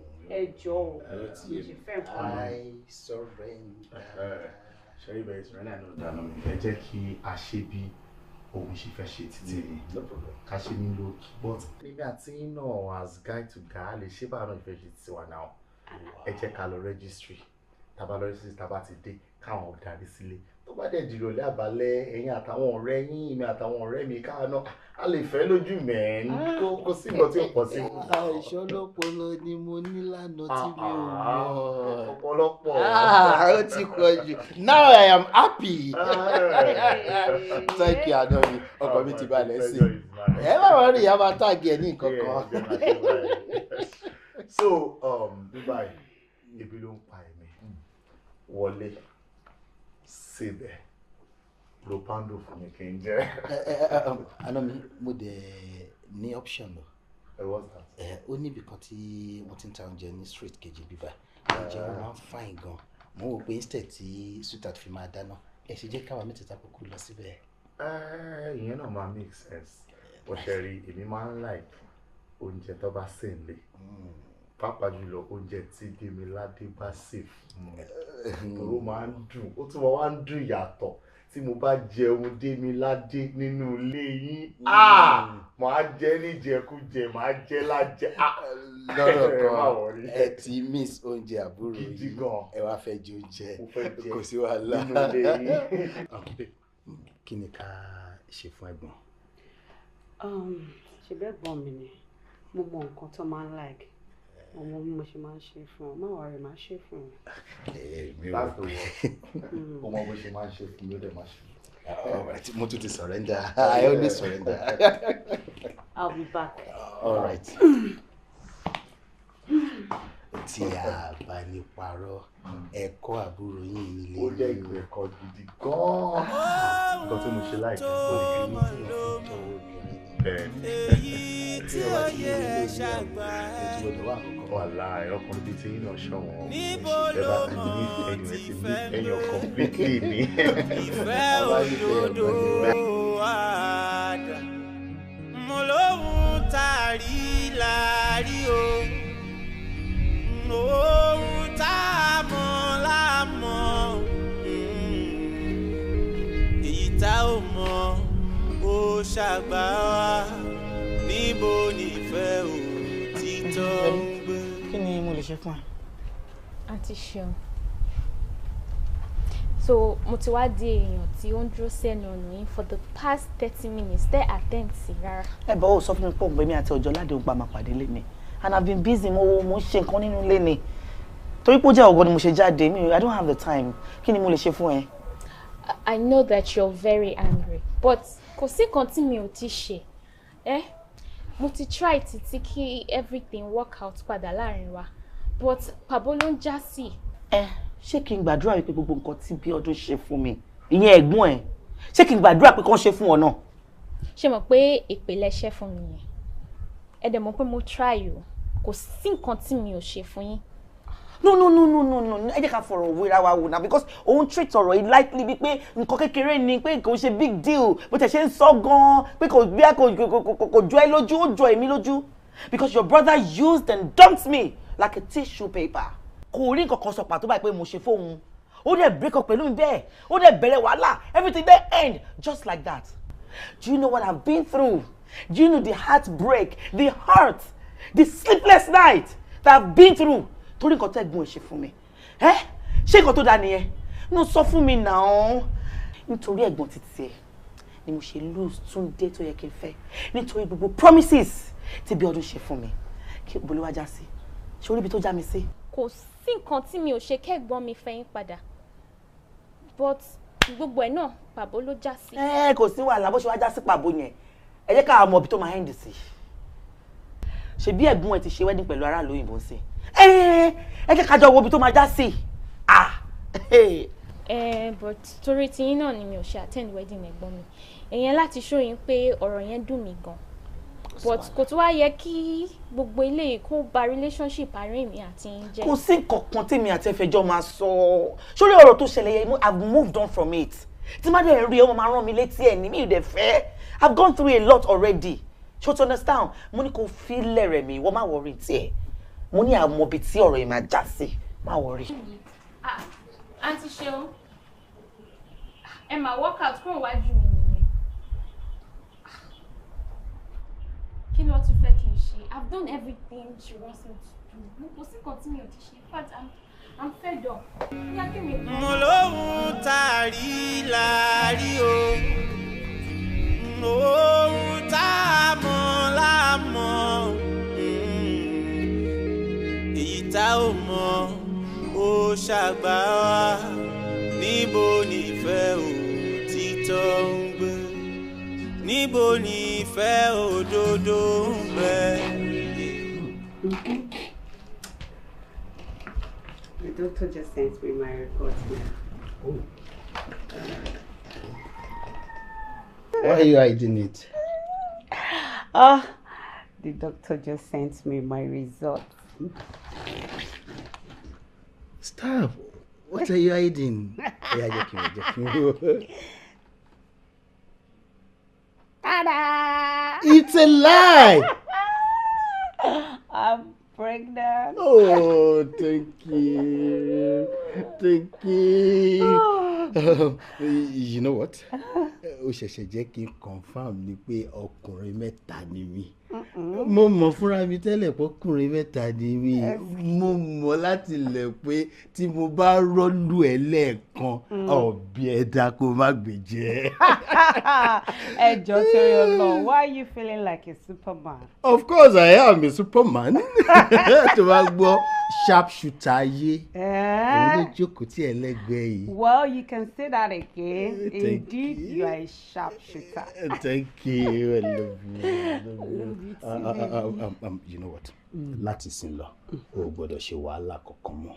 Gbogbo iṣẹ́ inú ilé pátápátá fi dá mi. Èmi ni màmá ṣe. Because mi ò fẹ́ kí kankan ṣe ọmọ mi. Yes. Ẹ mọ ọwọ́ ẹni tó ń sọ̀rọ̀. Bẹ́ẹ̀ ni pé o jẹ́ kí n ṣe wàhálà kankan láti bẹ̀rẹ̀. Àtìgbà tí mo ti dé jọ kí ni mo ṣe? Tí ma fẹ́ ṣe lè, but nínú house help ni kò ṣe. Ma fẹ́ ṣe lè, house help. Everything, you do everything for me. Oh, jẹ́ kí n ṣe anything already. It's because I love you. It's because you love me. That's why you want to spoil me. That is why I want to love you forever. I love you. Thanks so much. I love you too, baby. So I think we need to celebrate this. Yes. Yes. So how do we do it? What do we do? Or should we go out? No, mi ò wí pé kí a ṣe champagne. Oh, pop champagne. Yes. Okay, let me go and get it. Oh, my bad. Nile take anything alcoholic for now. What do you mean? Because you are pregnant. Oh, doesn't matter, baby. Bóyá ká pe doctor. No, I'm gonna take it. Sorry.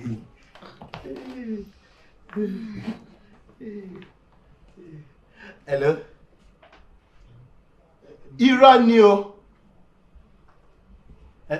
Okay, mo bọ̀ sí. You know what? Baby, what happened? Mo kọ́ tó ṣẹlẹ̀ ńsìn. Kí ló ṣẹlẹ̀? Ó ní contract kan tí mo ti ń lé for over a year. Òun ló pè mí sí pé MD ní kí n máa bọ̀ kí wọ́n ti award contract yẹn fún mi. Are you for real? Iye túmọ̀ sí wípé Akóredé lọmọ tá fẹ́ bí.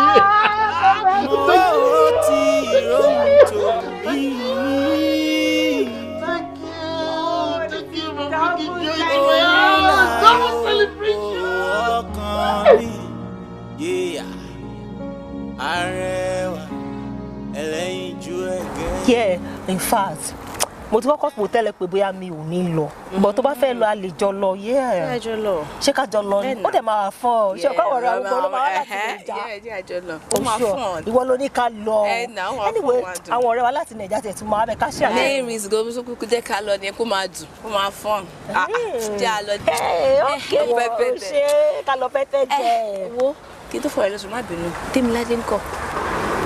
Tèmiládé wà, ó wà láfíà ló wà. A ti sọ̀rọ̀ níjẹta, nígbẹ̀lẹ́ ti sọ̀rọ̀ níjẹta, she's fine. Mi ní parọ́ fún ọ̀rẹ́ mi, àyà mi ti ń kó sókè o. Kí ló dé? Tí bá pe Tèmiládé kò ní gbé fóònù. Ìwọ náà dé mọ̀ pé 12,000 kan ṣọmọdé owó. Oh, mo understand.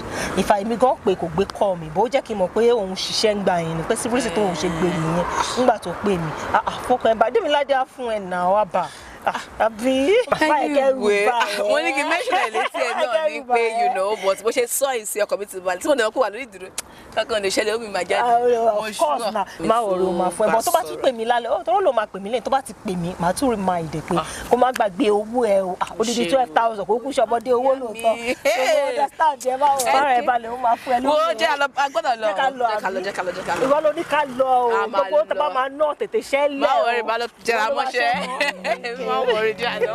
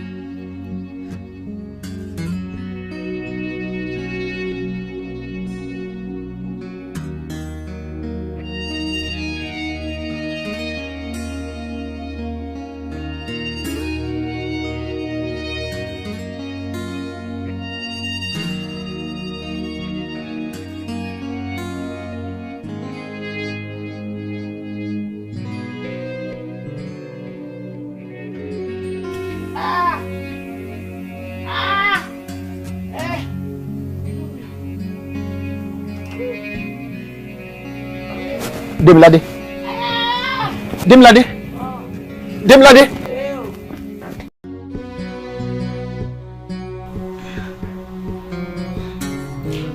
Demilade. Demilade.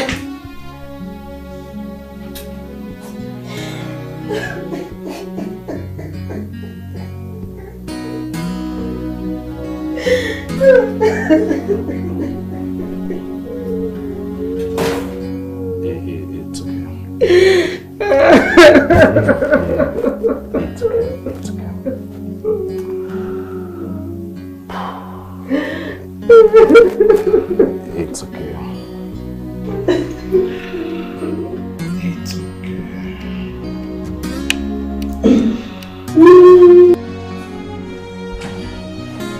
Tunji, mo mọ̀ fi style excuse kúrò ní ọ̀dọ̀ Demilade. Mi fẹ́ máa bèrè nǹkan tí mo fẹ́ bèrè lójú ẹ̀. Kí ni nǹkan tí ó lè jẹ́ kí oyún wálẹ̀ lára ẹ̀? Bíọ́dún, mo ti sọ fún ẹgbẹ́ ẹlẹ́kọ̀ọ́. Mo ní kò sí nǹkan tó ṣe with the text àárọ̀. Ohun náà bẹ́ẹ̀ ni a lè ní rẹ̀mù lágbèrè náà. A ní rẹ̀mù. Because tí a bá ní parọ́, ó dùn mí díẹ̀ o. Mo ò fẹ́ máa bara jẹ́ lójú ẹ̀ ni o. Kò sẹ́ni tó máa ṣe tó lè dùn. You understand? Mo ti sọ fún ẹ tẹ́lẹ̀, mo ní kò sí nǹkan kan tó ṣe. And again, tọ́lọ́run bá máa ṣe mí tí mo dẹ̀wọ̀n pẹ̀lú ọ̀rọ̀ máa ṣe mí láìpẹ́. Jọ̀ọ́ bá mi take care. Bá mi take care because tó bá ti wà nínú position tó bá wà ẹ̀, wọn ò ní stress. And he said, ó ní lọ́mọdọ̀, ó ní kìíní kan, ṣùgbọ́n ìgbà kan ló fi ń wà nílé. Ṣé kí n sọ tọrọ fún ẹ? Kò go through any stress tí nǹkan tó ṣẹlẹ̀ fi ṣẹlẹ̀. Gbogbo nǹkan tó ní kí n ṣe pátápátá ni mo ń ṣe. And a ní house help nínú ilé tí mi ò bá sílé. So kò sí wàhálà kankan tó ṣe ní gbogbo time tó ń yẹn fi wà lára ẹ̀. Ṣé wọn pé at times gbogbo ìgbà kan lóun náà máa wà lé. Ó dẹ̀ fún obìnrin kẹ̀dẹ̀rẹ̀ ẹ máa wò pé mi ì ní máa jókòó ọkọ mi ní kí n má ṣe jẹ́ kí n sáré ṣe lè fún ara mi kò sí nílé. Ìyẹn náà wà ń bẹ́ẹ̀. Nǹkan tí mo ṣáà máa sọ fún ẹ ni pé tọ́nà máa ti ṣe mí, please take care of her. Má jẹ́ kó ṣe wàhálà kankan. Àwẹ̀. You understand? Ìwọ náà ti ń bójú jẹ́ jù. Ta ló máa ṣe tí ò ní bójú jẹ́ tí ò ní bára jẹ́? Ó ṣe gan jẹ́ ń lọ bá ní wọ́ọ̀dù padà. Ọ̀rẹ́ ní problem. Okay. Má tún ronú báyìí kó mo tún máa fi sọ̀mọ́, okay? All right, thank you. Demilade, mi ò ní fẹ́ kó bára jẹ́ jí mi. Túraká, nǹkan tó ṣẹlẹ̀ ti ṣẹlẹ̀, and ká tẹ̀ dúpẹ́ fọ́lọ́run wípé omi ló dànù. Akérègbè ò fọ́. Omi dẹ̀ ṣe pọ̀ nínú Akérègbè yẹn, so there is still a lot to be thankful for. Please cheer up, be happy. Ẹ jọ̀ọ́, brother, ẹ bá mi sọ fún. Ó ti fẹ́ fi òrìn ṣe rẹ̀ léṣe. Honestly, mi ò intend láti pè ń sọ̀rọ̀ yìí because ó yẹ kó jẹ́ ọ̀rọ̀ ìyàwó àtọkọ ni. but nígbà tó fẹ́ fìrònú parẹ́ sí mi lọ́rùn kan ẹjọ́ ẹ bá mi sọ fún un. ṣé wọn náà gbọ́n fún tọkọ ẹ sọ ó dẹ wọn kí bó bá ń ṣe báyìí gan-an inú ọkọ ẹ̀gbọ́n ò ní dùn parapọ̀ share up kí wàá tọkọ ẹ̀kẹ́ súnmọ́ra yín kẹjọ ṣeré kẹlẹ̀ tún ṣe mí ara ẹ̀ ṣì tutù ọlọ́run máa tètè fún ẹ ní mi náà. Brother Mike, you can't understand. I do. No, you don't. You do not. First time tí màá ever lóyún láyé mi rí náà. Mi ní oyún rí. And you know, I was so excited about it. And all of a sudden, gbogbo ẹ̀ kàn bàjẹ́ ni. You can't feel my pain. Kò sẹ́ni tó rọ̀ mí lè yé. So just leave me alone. Ẹ jọ̀ọ́. Brother Mike, ẹ jọ̀ọ́, ẹ bá mi sọ fún Ọlọ́run tó ṣe ètò bàjẹ́ ó sì wà lókè kókó ńbẹ á sì mí torí Ọlọ́run brother Mike ẹ bá mi bá sọ̀rọ̀ níbi tó ti máa gbọ́ kó má fi ronú parẹ́ sí mi lọ́rùn please. Kò gbọ́dọ̀ continue báyìí á ṣe ẹ̀ léṣe sí mi lọ́rùn please.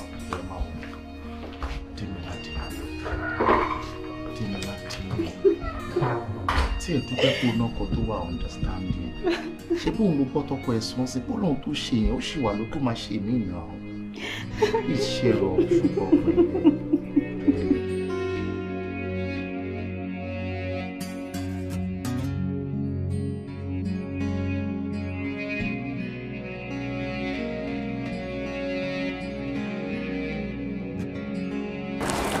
Hello, Demilade.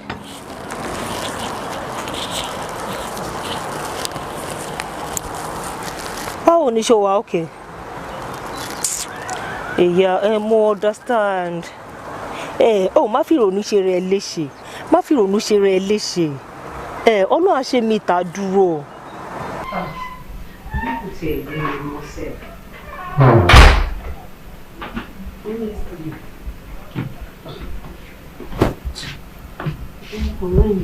Ọ̀rọ̀ náà tójú sú mi. Ẹlẹ́ẹ̀kẹta lélẹ́yìn náà. Mọ̀kọ́ tí mo rò sí, mo rí pé ẹ máa need a very good gynecologist. So tó máa lè monitor gbogbo process ẹ̀ títí tọ́lọ́ á fi ṣe tó yí gbogbo nǹkan tá a fẹ́ yìí tó fi máa tó wa lọ́wọ́.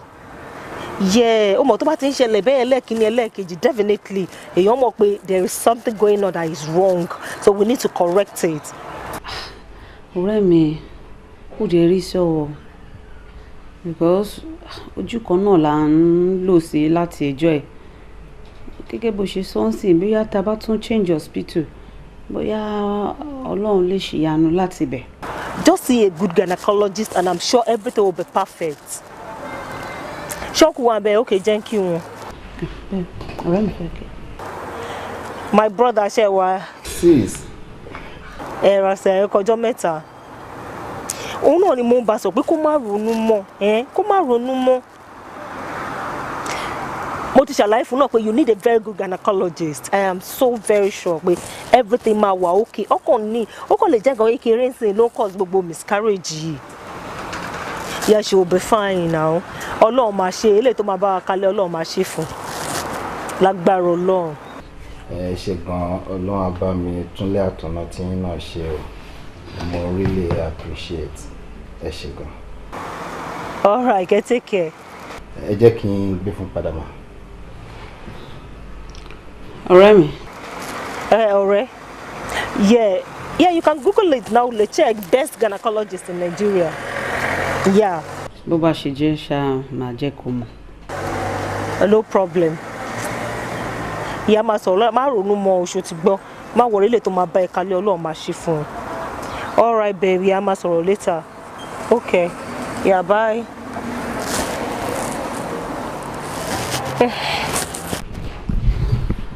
Babe, nǹkan tí ọ̀rẹ́ mi dẹ̀ suggest yẹn mo fi ìpò wà òkè ó ní bí a ká try láti change hospital tá à ń lò tá a bá lọ sí hospital mi tá a rí doctor mi nǹkan tó máa tún examine ó máa yàtọ̀ sí nǹkan tí doctor tiwa ti yẹn examine tẹ́lẹ̀ maybe from there Ọlọ́run lè ṣèyanu àwọn tún lè wọ́n bẹ́ẹ̀ wọ́n lè rí solution sí gbogbo nǹkan tó ń ṣẹlẹ̀. Brilliant. Hospital wo ni wọ́n wá rò? Maybe you know I don't really know anywhere around here. Ìwọ ló mọ bíbá yìí dáadáa. Ìyàtọ̀ sí hospital tá a máa ń lọ yẹn náà mi ì mọ any other place. Bá a ṣe ń sọ̀rọ̀ yìí, doctor friend mi kan wá sí mi lọ́kàn. Oh, really? Jẹ́ kí n pè é. Ohun gbogbo ló yẹ ká kíyèsí. Mo láyé kò lọ bí ọ̀pá ìbọn o. Ohun gbogbo ló yẹ ká kíyèsí. Mami, bó ṣe máa ń ronú nìyẹn ní gbogbo ìgbà. Nígbà tó sú mi ni mo pe ẹ̀gbọ́n ẹ̀ kó wá bá mi bá sọ̀rọ̀. Stay, ó ṣe ń ronú. Ohun tí mo fẹ́ o ni mo fẹ́. Ilé ìtọ́jú sílẹ̀. Ẹ dákun o, ẹ bá mi Ní mẹ́ta ọ̀dọ̀. Mami, ọ̀rọ̀ tóyún ti lọ. Bí o ṣe ní ṣe rẹ̀ léṣe sí wa lọ́rùn, òun ni ẹ̀ka mójútó for now. Ó dẹ̀ ní ẹ ti lọ ṣe medical test before now. Wọ́n dẹ̀ ní anything o. Sí nǹkan tó go wrong. Mami, medically àwa méjèèjì wa okay, kò sí nǹkan kan tó rán pẹ̀lú wa.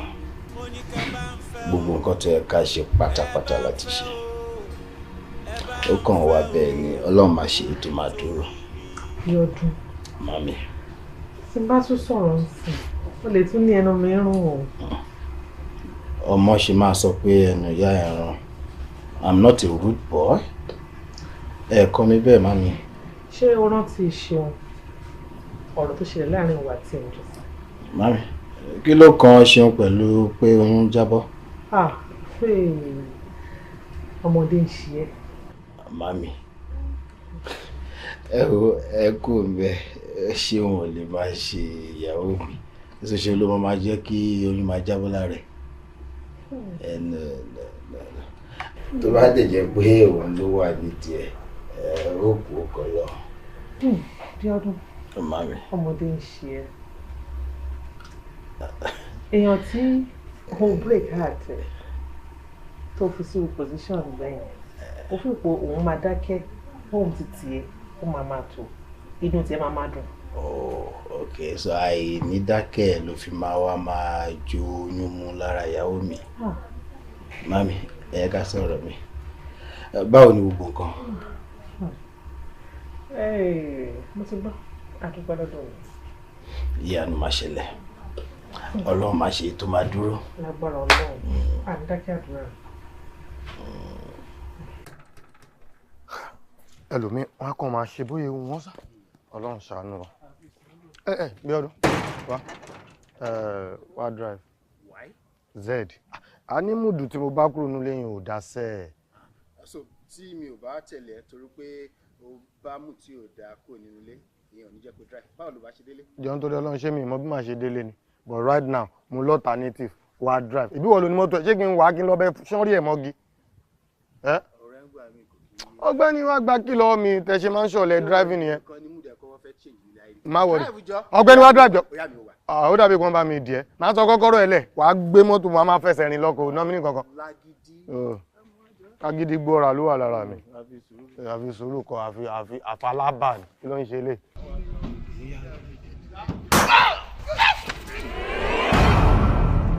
Níbo láyé yìí rè o, ayé yìí máa ń dògbò, ó kọjá òye ẹni. Ibi tó rìn dé, ṣé ibẹ̀ ló máa rí mọ́ o? Mo níbi tó bá rìn dé o, ṣé bẹ́ẹ̀ ló máa rí mọ́? Oríṣiríṣi ìrírí ló ń bẹ láyé o, oríṣiríṣi ìrírí ló ń bẹ láyé. Mo fẹ́ jáde, so mo fẹ́ kó bá mi fọ second can. Ẹ̀yin Islander yẹn. Islander kan. It is called Islander. Islander. Kò sí wàhálà. Kò sí wàhálà kọ. Èyí tẹ̀lé mi Islander. Islander. Àyíkọ́ Islander. Kò pé Aimọ̀ Islander. Bó ló ti wọ́n mú? Bariwa. Egba. Really? Really the test for long now. What do you mean problem with? To what's the be 3 or 4. The first time you come. So you for conform to here dada. You see, could afford that now. Ma kò sí wàhálà. Ma fọ gbogbo inú yẹn. So hello.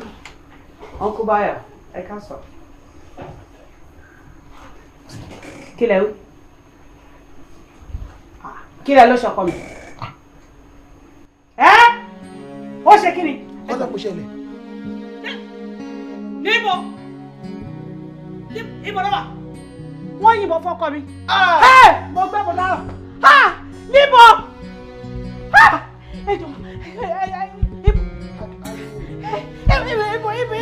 Ibo ló wà? Ibo ló wà?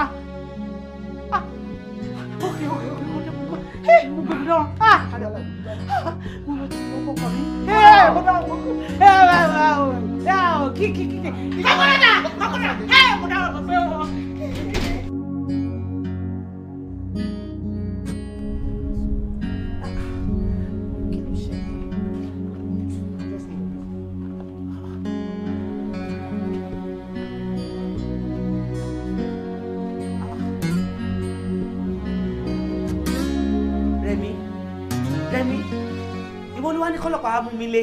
Kí ni mo ṣe fún ẹ? Kí lẹ ṣe? Ṣé bẹ́ẹ̀ ti pa? Pátá ni. Ṣé bẹ́ẹ̀ ti tẹ̀fẹ̀nu yín? Èmi. Ẹ ti pa bọ̀dá mi. Bí ọdún kú. Mo dárò. Ẹ jẹ́ máa pretend. Èmi kọ́. Ṣé bẹ́ẹ̀ ni ẹ máa ṣe tinú yín ni ẹ dẹ̀ ti ṣe?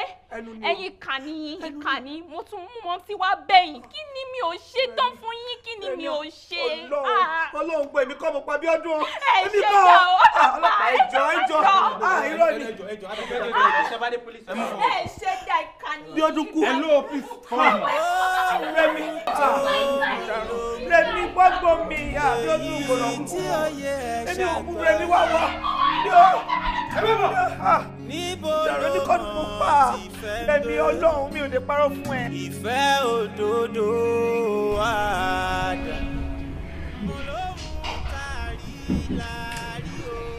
Demilade is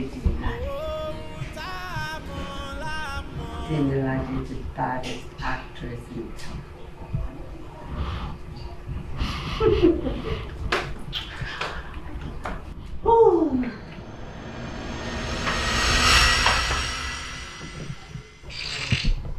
Truly, you are the best actress of our time.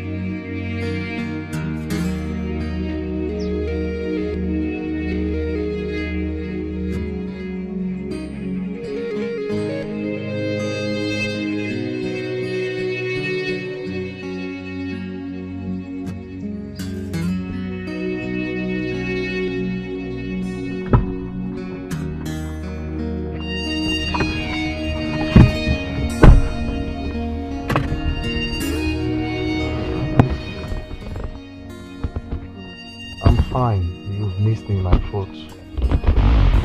Oh. Yes, because when you called me to say you have a deal for me, I was surprised. Because P calls me more now. And I wondered why you did that to me. Because I tell Ja, stop letting my P calls me. But Emio was surprised anyway. Love across the ocean. But she married me.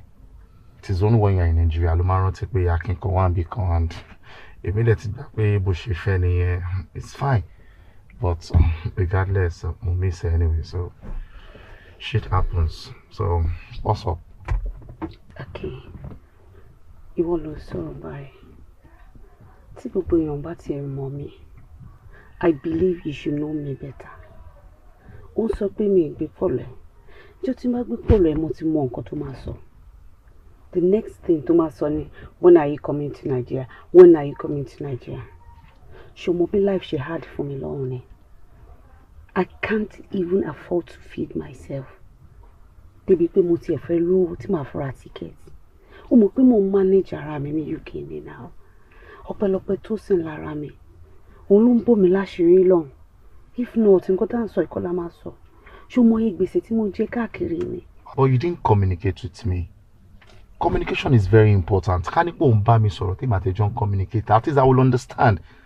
But me ò kàn dúró ẹ mọ́, I will call, you will not pick my calls and all that. It's crazy. Oh, annoying. Okay, I'm sorry about that. Jẹ́ ká gbé gbogbo yẹn sílẹ̀. It's fine. Ṣorí dé tó wà lẹ̀ òun ni mo fẹ́ kó jẹ́ ká sọ̀rọ̀ lé lórí. Ṣorí dé òye, baby. Má jẹ́ kí n parọ́.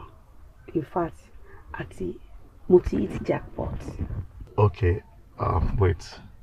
Your jackpot or our jackpot? Okay, our jackpot. Oh, anyways, how are you to hear me? So, tell me, what's the deal all about? Fine. Ṣorí bọ̀bọ̀ tí mo ṣe meet. Bọ̀bọ̀ yẹn ní burúkú owó. Ó ní ìyálàyà owó. Next weekend, on the wedding wa. Wow. Mo tẹ̀ ti jẹ́ kó yé pé bí mo ṣe wà pé ọmọ òrukàn ni mí. Pé mi ní ìyá mi ò ní bàbá. That I only have a brother. Okay. Which is you. So, ma introduce ẹ sí gẹ́gẹ́ bí ẹ̀gbọ́n mi. Ṣó ti yé. Then mo fẹ́ ká wá obìnrin kan tó jẹ́ àgbàlagbà. Tó lè dúró bí àǹtí wa. Ṣó ti yé. Family méjì tí mo ní nìyẹn. Ìyá àti bàbá mi ti kú. So, ìwọ brother mi, then woman àǹtí mi. So, ká kọ́kọ́ bẹ̀rẹ̀ láti ibẹ̀ yẹn náà. Good one. I'll gbé nǹkan tí mo mọ̀ jẹ́ dé náà ni. So, from this moment till the end of the project, I will be your brother. Okay. Brother Mike. Brother Mike. Yes. That's it. So, tell me more about the updates. Ọmọ nǹkan tó máa ṣẹlẹ̀ after tá bá ti ṣe wedding tán. Máa make sure wípé ó fi mí ṣe next of kin sí gbogbo properties ẹ̀ pátápátá. Ṣé wàá mọ ilé tó jẹ́ big fish ibẹ̀? Òun ni pé bá ṣe ń sọ̀rọ̀ lọ́wọ́ ẹ̀, èmi ni beneficiary in life assurance. Wow. And guess what? Bobo, you're worth more than 100 million naira. I am telling you. Interesting. In fact, sorry, Bobo, Oti Yofe is madly in love with me. As in, I can't wait for this whole day to be over so I can.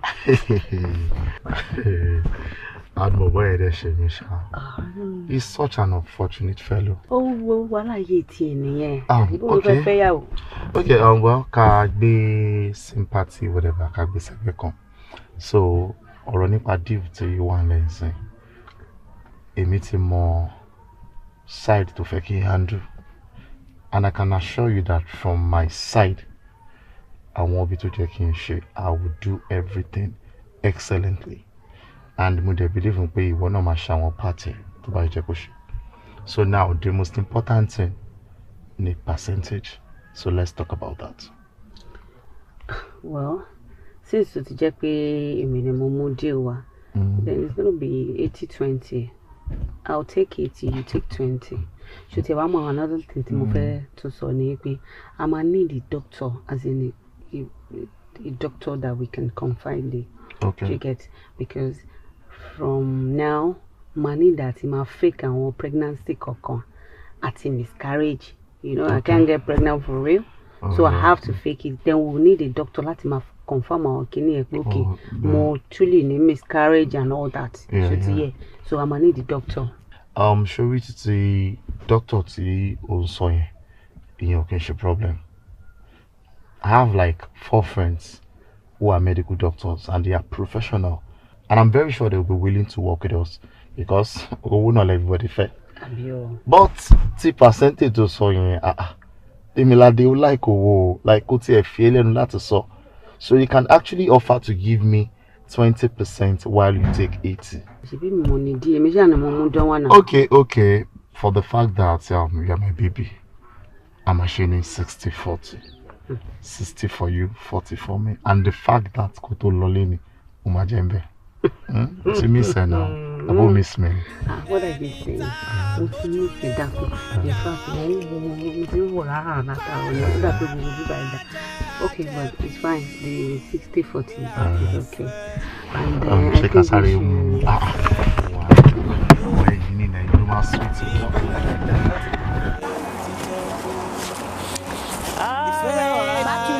Mákì mi ro ti rọrẹ ọ̀rẹ́ ẹ wo kí ló dé kí ló ṣẹlẹ̀ mo yẹ Débíládé lówó mo rí ibi tẹ́lẹ̀ Débíládé kò gbé fóònù mi mo tún wá lọ sílé oúnjẹ pé mi pé ní tenant ló ń gbé nílé ọ̀hún pé Débíládé sì ń bẹ̀ mọ́ kí ló dé kí ló ṣẹlẹ̀ mo yá èèyàn ní £12,000 nítorí ti ṣe nǹkan tí wo owó bí mo ṣe ń stress lórí owó kí ló dé.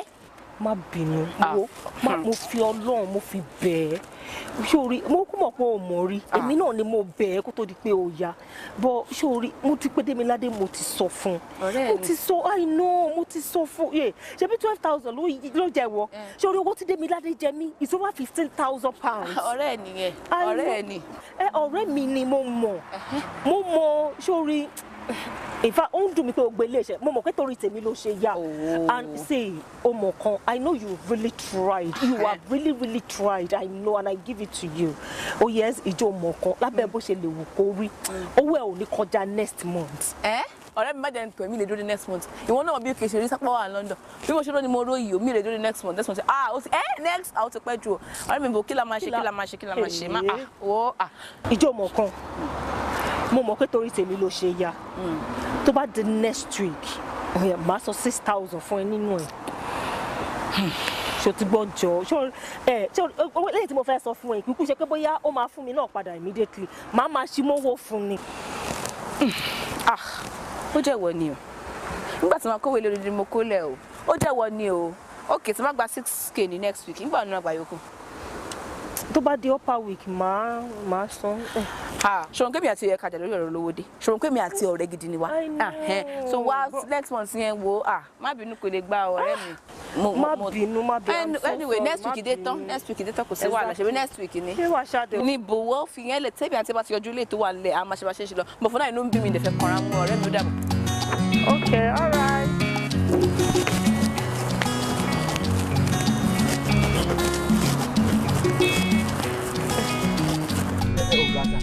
Gbogbo bẹ́ẹ̀ ṣe bọ́lẹ̀ látòkè tẹ́jú ìgbà tí mò ń bí pé kí ló ṣẹlẹ̀ tẹ́ ẹ̀ dá mi lóhùn ó jẹun tó ń bà mí nínú jẹ́ ọ̀gá ẹ bá mi sọ̀rọ̀ kò sí bó ṣe lè nǹkan tóbi tó ọmọọṣẹ́ yìí ni mo jẹ́ inú ilé yìí bẹ́ẹ̀ ṣe dúró ìrọ̀ ohun epo òun nírọ̀ ohun ẹyẹ tó bá rí bákan fún yín ó má rí bákan fún mi ẹ ṣàlàyé fún mi ṣé kò sí.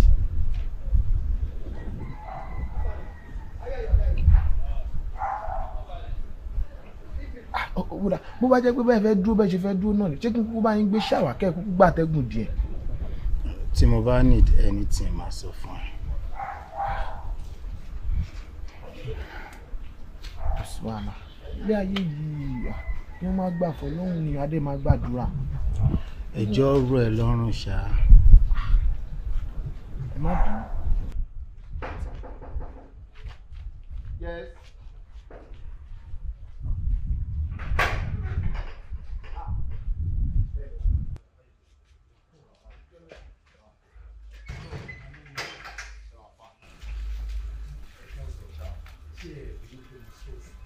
No stress mi kẹrẹ ọ̀nà pẹ̀lú gbogbo ọ̀rọ̀ tẹ́ bá sọ lọ́jọ́ tẹ́ wá kò stop náà a kàn déédéé dájí lóru a fọwọ́ lérán ó lè wà báyìí for hours ẹ̀rù dẹ̀ ń bà mí kó má lọ ṣe rẹ̀ léṣe ohun mo ṣe pè yín sá. Firstly ẹ lọ fọkàn yín balẹ̀ kò ní dé level tó máa fi ṣe rẹ̀ léṣe. Then ẹ máa fẹ́ kẹ́yìn náà kẹ́ máa get ara yín worked up ẹ lọ relax everything will be sorted out.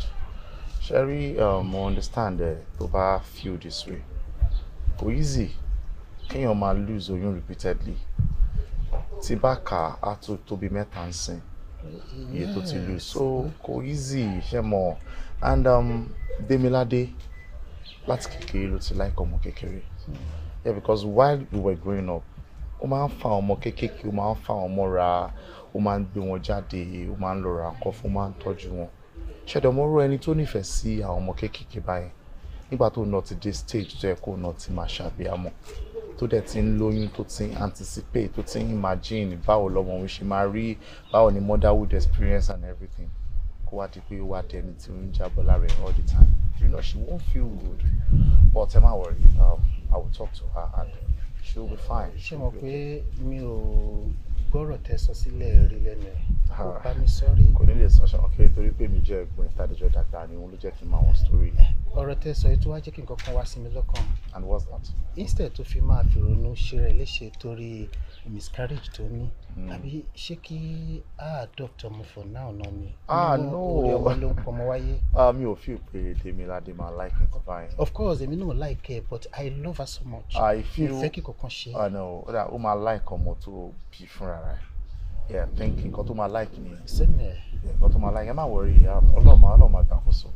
Ẹ̀yin ẹ̀kọ́ fọkàn balẹ̀. Ẹ ṣé gan-an, ẹ má worry, mo really appreciate. máa sort ẹ̀. Ọlọ́run á ṣiṣẹ́ tiyín náà láṣẹ pé ẹ kú gbogbo gbà. Ọlọ́run ò ní fi yín sílẹ̀ nígbà kankan. Àmín àtẹ̀yìn náà. Ẹ̀san tó dára Ọlọ́run á san yín. Yes, ẹ ṣé gan-an, ẹ ṣé gan-an. Mo really appreciate ẹ jẹ́ ká. Lẹ́yìn jáde lọ ni. Mo ní kí. Ẹ má worry, ẹ kí ẹ má jáde lọ. I will talk to her, I will handle her, she's my sister. Ẹ má worry, ẹ̀yin máa jáde lè máa keep company máa bá ṣeré tẹ́ ẹ máa fi padà dé ẹ máa rí kó máa rẹ́rìn sí yá tó máa rí pé mo ti bá ṣe àwọn eré kan. Trust me now, trust me, ojú mi dojú yín. Thanks so much, sir. Àwọn bó ṣe yẹ kẹ́ ẹ bá sọ̀rọ̀ tẹ́ ẹ mo fẹ́ ṣe máa bá sọ, trust me, I will do that. Thank you. Yes, yes. All right, àbá so a máa sọ lórí wọn.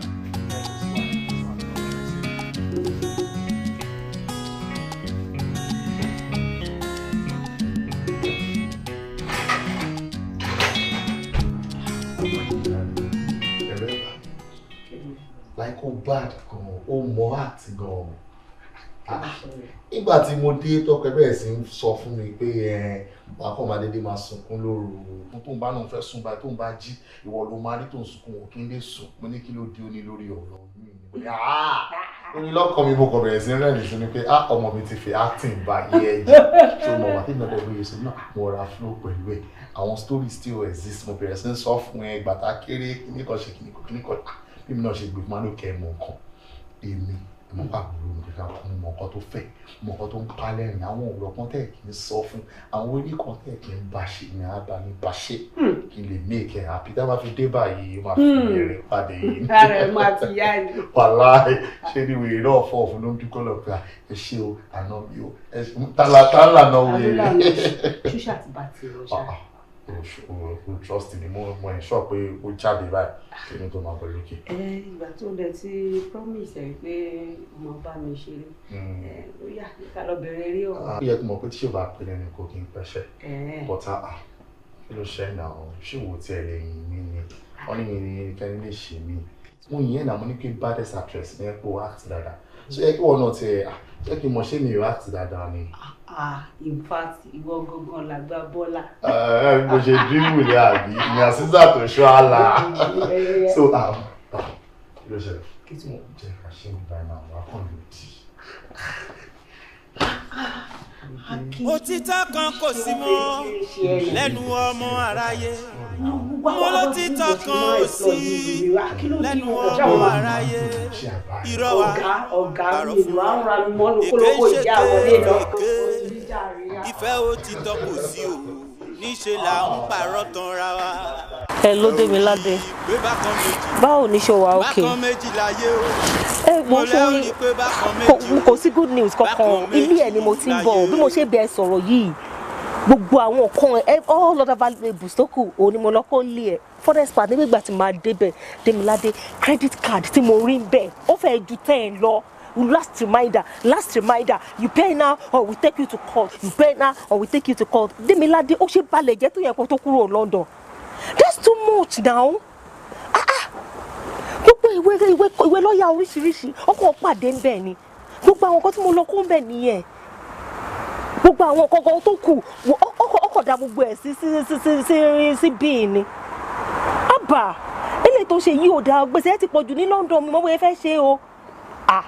Ó dàbí lórí pé wò tó bá fi ń bọ̀ lu ìbáyìí bí airport náà ti máa arrest ẹ kí ló le tó yẹn ṣé o dẹ̀ mọ̀ pé owó Adéọlá ti ń sìn mí ní owó yẹn ìwọ ló dẹ̀ jẹ́ Adéọlá lówó ṣọ́ pé títorí tèmi ní Adéọlá ṣe yẹ lówó yẹn Adéọlá ò mọ ọ̀rẹ́ tèmi ní Adéọlá and now it's getting very embarrassing because tó bá rí bí Adéọlá ṣe kí fún mi in fact ojú dẹ̀ ń ti èmi fún ara mi ojú ń tì mí ọmọlọ́mọ dẹ̀ try please bó bá ṣe fẹ́.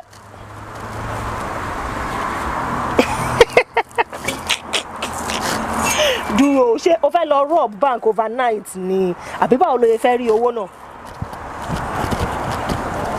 Are you serious? You got what? You got this. You got all these gbèsè. Ṣé o pé 15,000 ti tèmi wà ń bẹ̀ lọ́tọ̀? Owó ti Adéọlá náà lọ́tọ̀.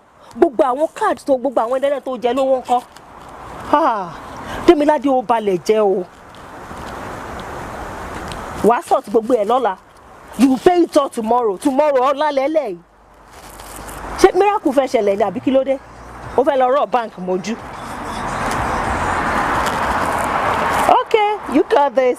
It's fine. Màá lọ sọ bẹ́ẹ̀. Màá ní o sọ bẹ́ẹ̀. Okay. All right, okay. Ẹ máa expect call ẹ lọ́la. Màá expect call ẹ náà. Okay. Yeah, bye. Ọmọ yìí máa fọ ni o. O máa san gbogbo owó ní cash lọ́la. Ní ọ̀la yìí. Ó dà máa lọ sọ bẹ́ẹ̀. Brother Mike. Iṣẹ́ ti di ọmọ aláṣejọ. It is time to delete Abiodun. Bí mo ṣe wà, mo ti accomplish gbogbo mission mi pátápátá. Mo ti achieve gbogbo nǹkan tí mo need. Gbogbo nǹkan tí Abiodun ní pátápátá, èmi ni next of kin like. So tó túmọ̀ sí pé tó bá fi lè kú, everything he has now belongs to me. So this is the best time to get rid of him. So it's now left to you. Okay. Okay. Abiodun is going to be deleted tomorrow. Deal. Deal. Congratulations to us.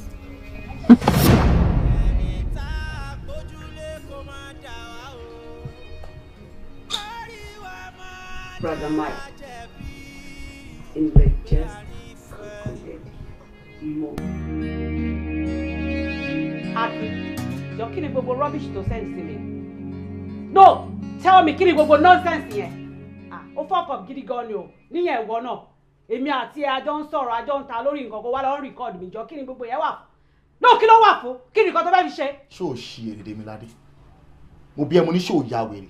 Ló ṣe tó kí mo dúró tó ń jábọ́ tí mo kọ́kọ́ fún ẹ nígbà tí àbí kí n pọ́ǹṣì ẹ kí n ṣí ẹ léṣe mọ́lẹ̀. Ìwọ Demilade ìwọ tó dẹ̀ mọ́nìyàn tí mo jẹ́ wọ́n rán àwọn bọ́ọ̀ ìsẹ́mi kọ́ wá pa mí. Ìfẹ́ wà dà ṣé ká pé mo jẹ̀bi pé mo fẹ́ràn rẹ dénúdénú.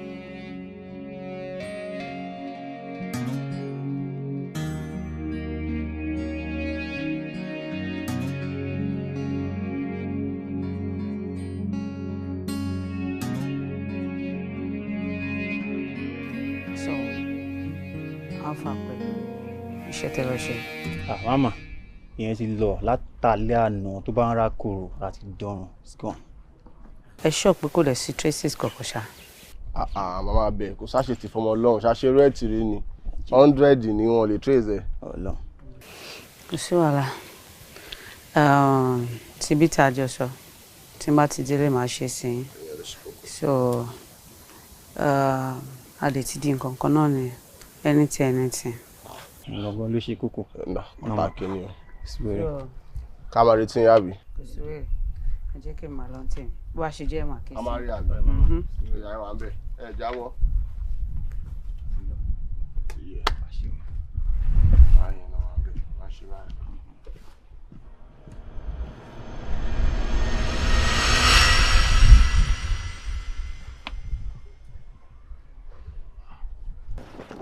Àlàyé ṣe ti pé mi mọ́fọ́ fún yín gbé ní débẹ̀ tán bó ṣe ń lọlẹ̀ rí yẹn o èmi máa parọ́ fún yín o ọlápẹ́yìn wà ń gbòòrò àwọn àjọ máa ń pàdé ara wa òun lẹ́yà ṣe wò pé iṣẹ́ aláyè ni ìyá yìí tẹ̀ fún wa irọ́ o àwọn gbé ní débẹ̀.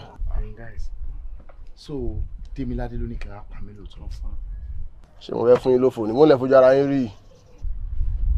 Ok, kò sí wàhálà ṣẹ́rí mo appreciate yín gan pé ẹ ti cooperate pẹ̀lú mi ẹ má worry ẹ má rí alert kó tó di òní.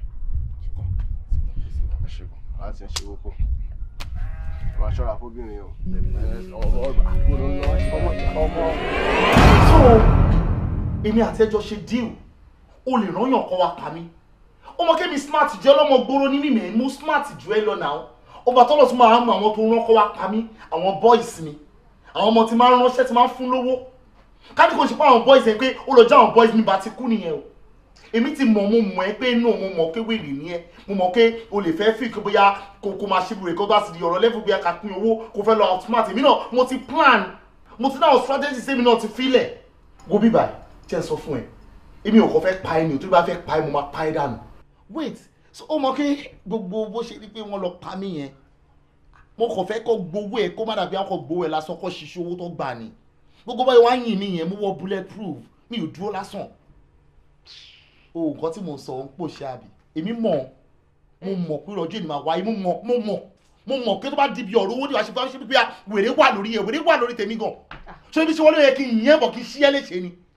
yẹ ó yẹ kí n yẹn bọ̀ kí n pa ẹ́ dànù ni bọ́ sórí mi ìfẹ́ fi kú bú ẹ láṣìírí mo fẹ́ kó ṣẹ̀sìn mo fẹ́ kó ṣẹlẹ́yà mo fẹ́ kó kú sẹ́wọ̀n ni ẹ̀wọ̀n ẹ̀dẹ̀ ló máa kú sí torí máa treat fọkàn bẹ́ẹ̀. ní kí ni ìkan náà kí ni ìkan náà kí ló ṣe ẹ kí ló ṣe tó gan ránṣọ tó ń fẹ́ gẹ̀ẹ́ tó ń ṣe kí jọ kí ni ìkan tó fẹ́ ṣe kí ló fẹ́ ṣe kí ló fẹ́ dà ó wo àlàyé jọ mi ò ráyè ẹjọ́ so ti gbọ́ get out of my house get out now. wait mi ò ní no get out of your house ma get out of your house but you see the next time you going to set your eyes on me bóyá mo wá kí ẹ ń prison nítorí gbogbo nǹkan tí mo send sí ẹ pátápátá mo ti fọ́ ẹ̀sán family ọkọ ẹ and I'm very sure pé tó bá pẹ́ jù nílé ẹ̀wọ̀n ló máa kú sí ṣùgbọ́n máa jáde lọ but next time tá a máa rí tí bàtà máa rí ra ẹ̀wọ̀n ni mo ti máa kí ẹ. freeze. ó mà ṣe o ẹni a wí fún ọba jẹ́ kó gbọ́ mo dẹ̀ sọ fún ẹ̀gbọ́n mi ni mo dẹ̀ kìlọ̀ fún ẹ̀gbọ́n mi o pé báwo ló ṣe máa fẹ́ obìnrin tí wọ́n pàdé lórí social media láì mọ ẹyẹ tó ṣú without knowing anything about her nítorí ogún ìwọ pa the only breadwinner nínú family tiwa. Why not just take everything you want and spare his life? But no, torí greed. Ìwọ àti olórí burúkú àlè ẹ tó pẹ̀lú ẹ̀gbọ́n ẹ fún wa. Ètè kò sí yìí. Ẹ lè ever bọ̀ níbẹ̀. Ẹ̀wọ̀n lẹ́jọ́ máa kú sí. Madam, that's okay.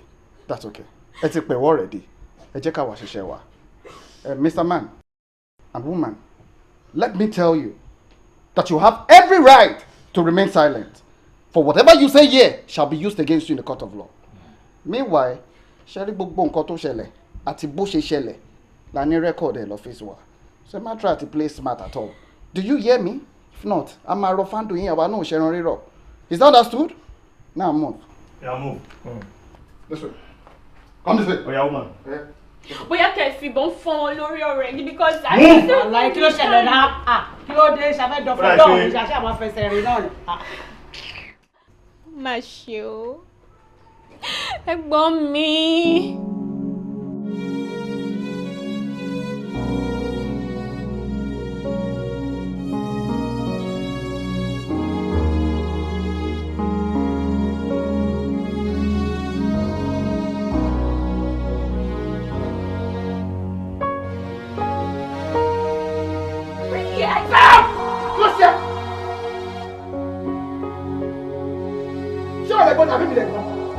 Kí ló mọ̀ pa love? Mo sọ pé ọmọ fẹ́ relocate wá sí Nàìjíríà nítorí tèmi ẹ̀dẹ̀ pariwo gbogbo yín dẹ̀ scream. Why? Ṣé mi ò mọ̀ pé tí mo ṣe ni? It is my future, it is my life. Ẹ̀gbọ́n mi, ẹ wo bí tí obìnrin bá ń dé.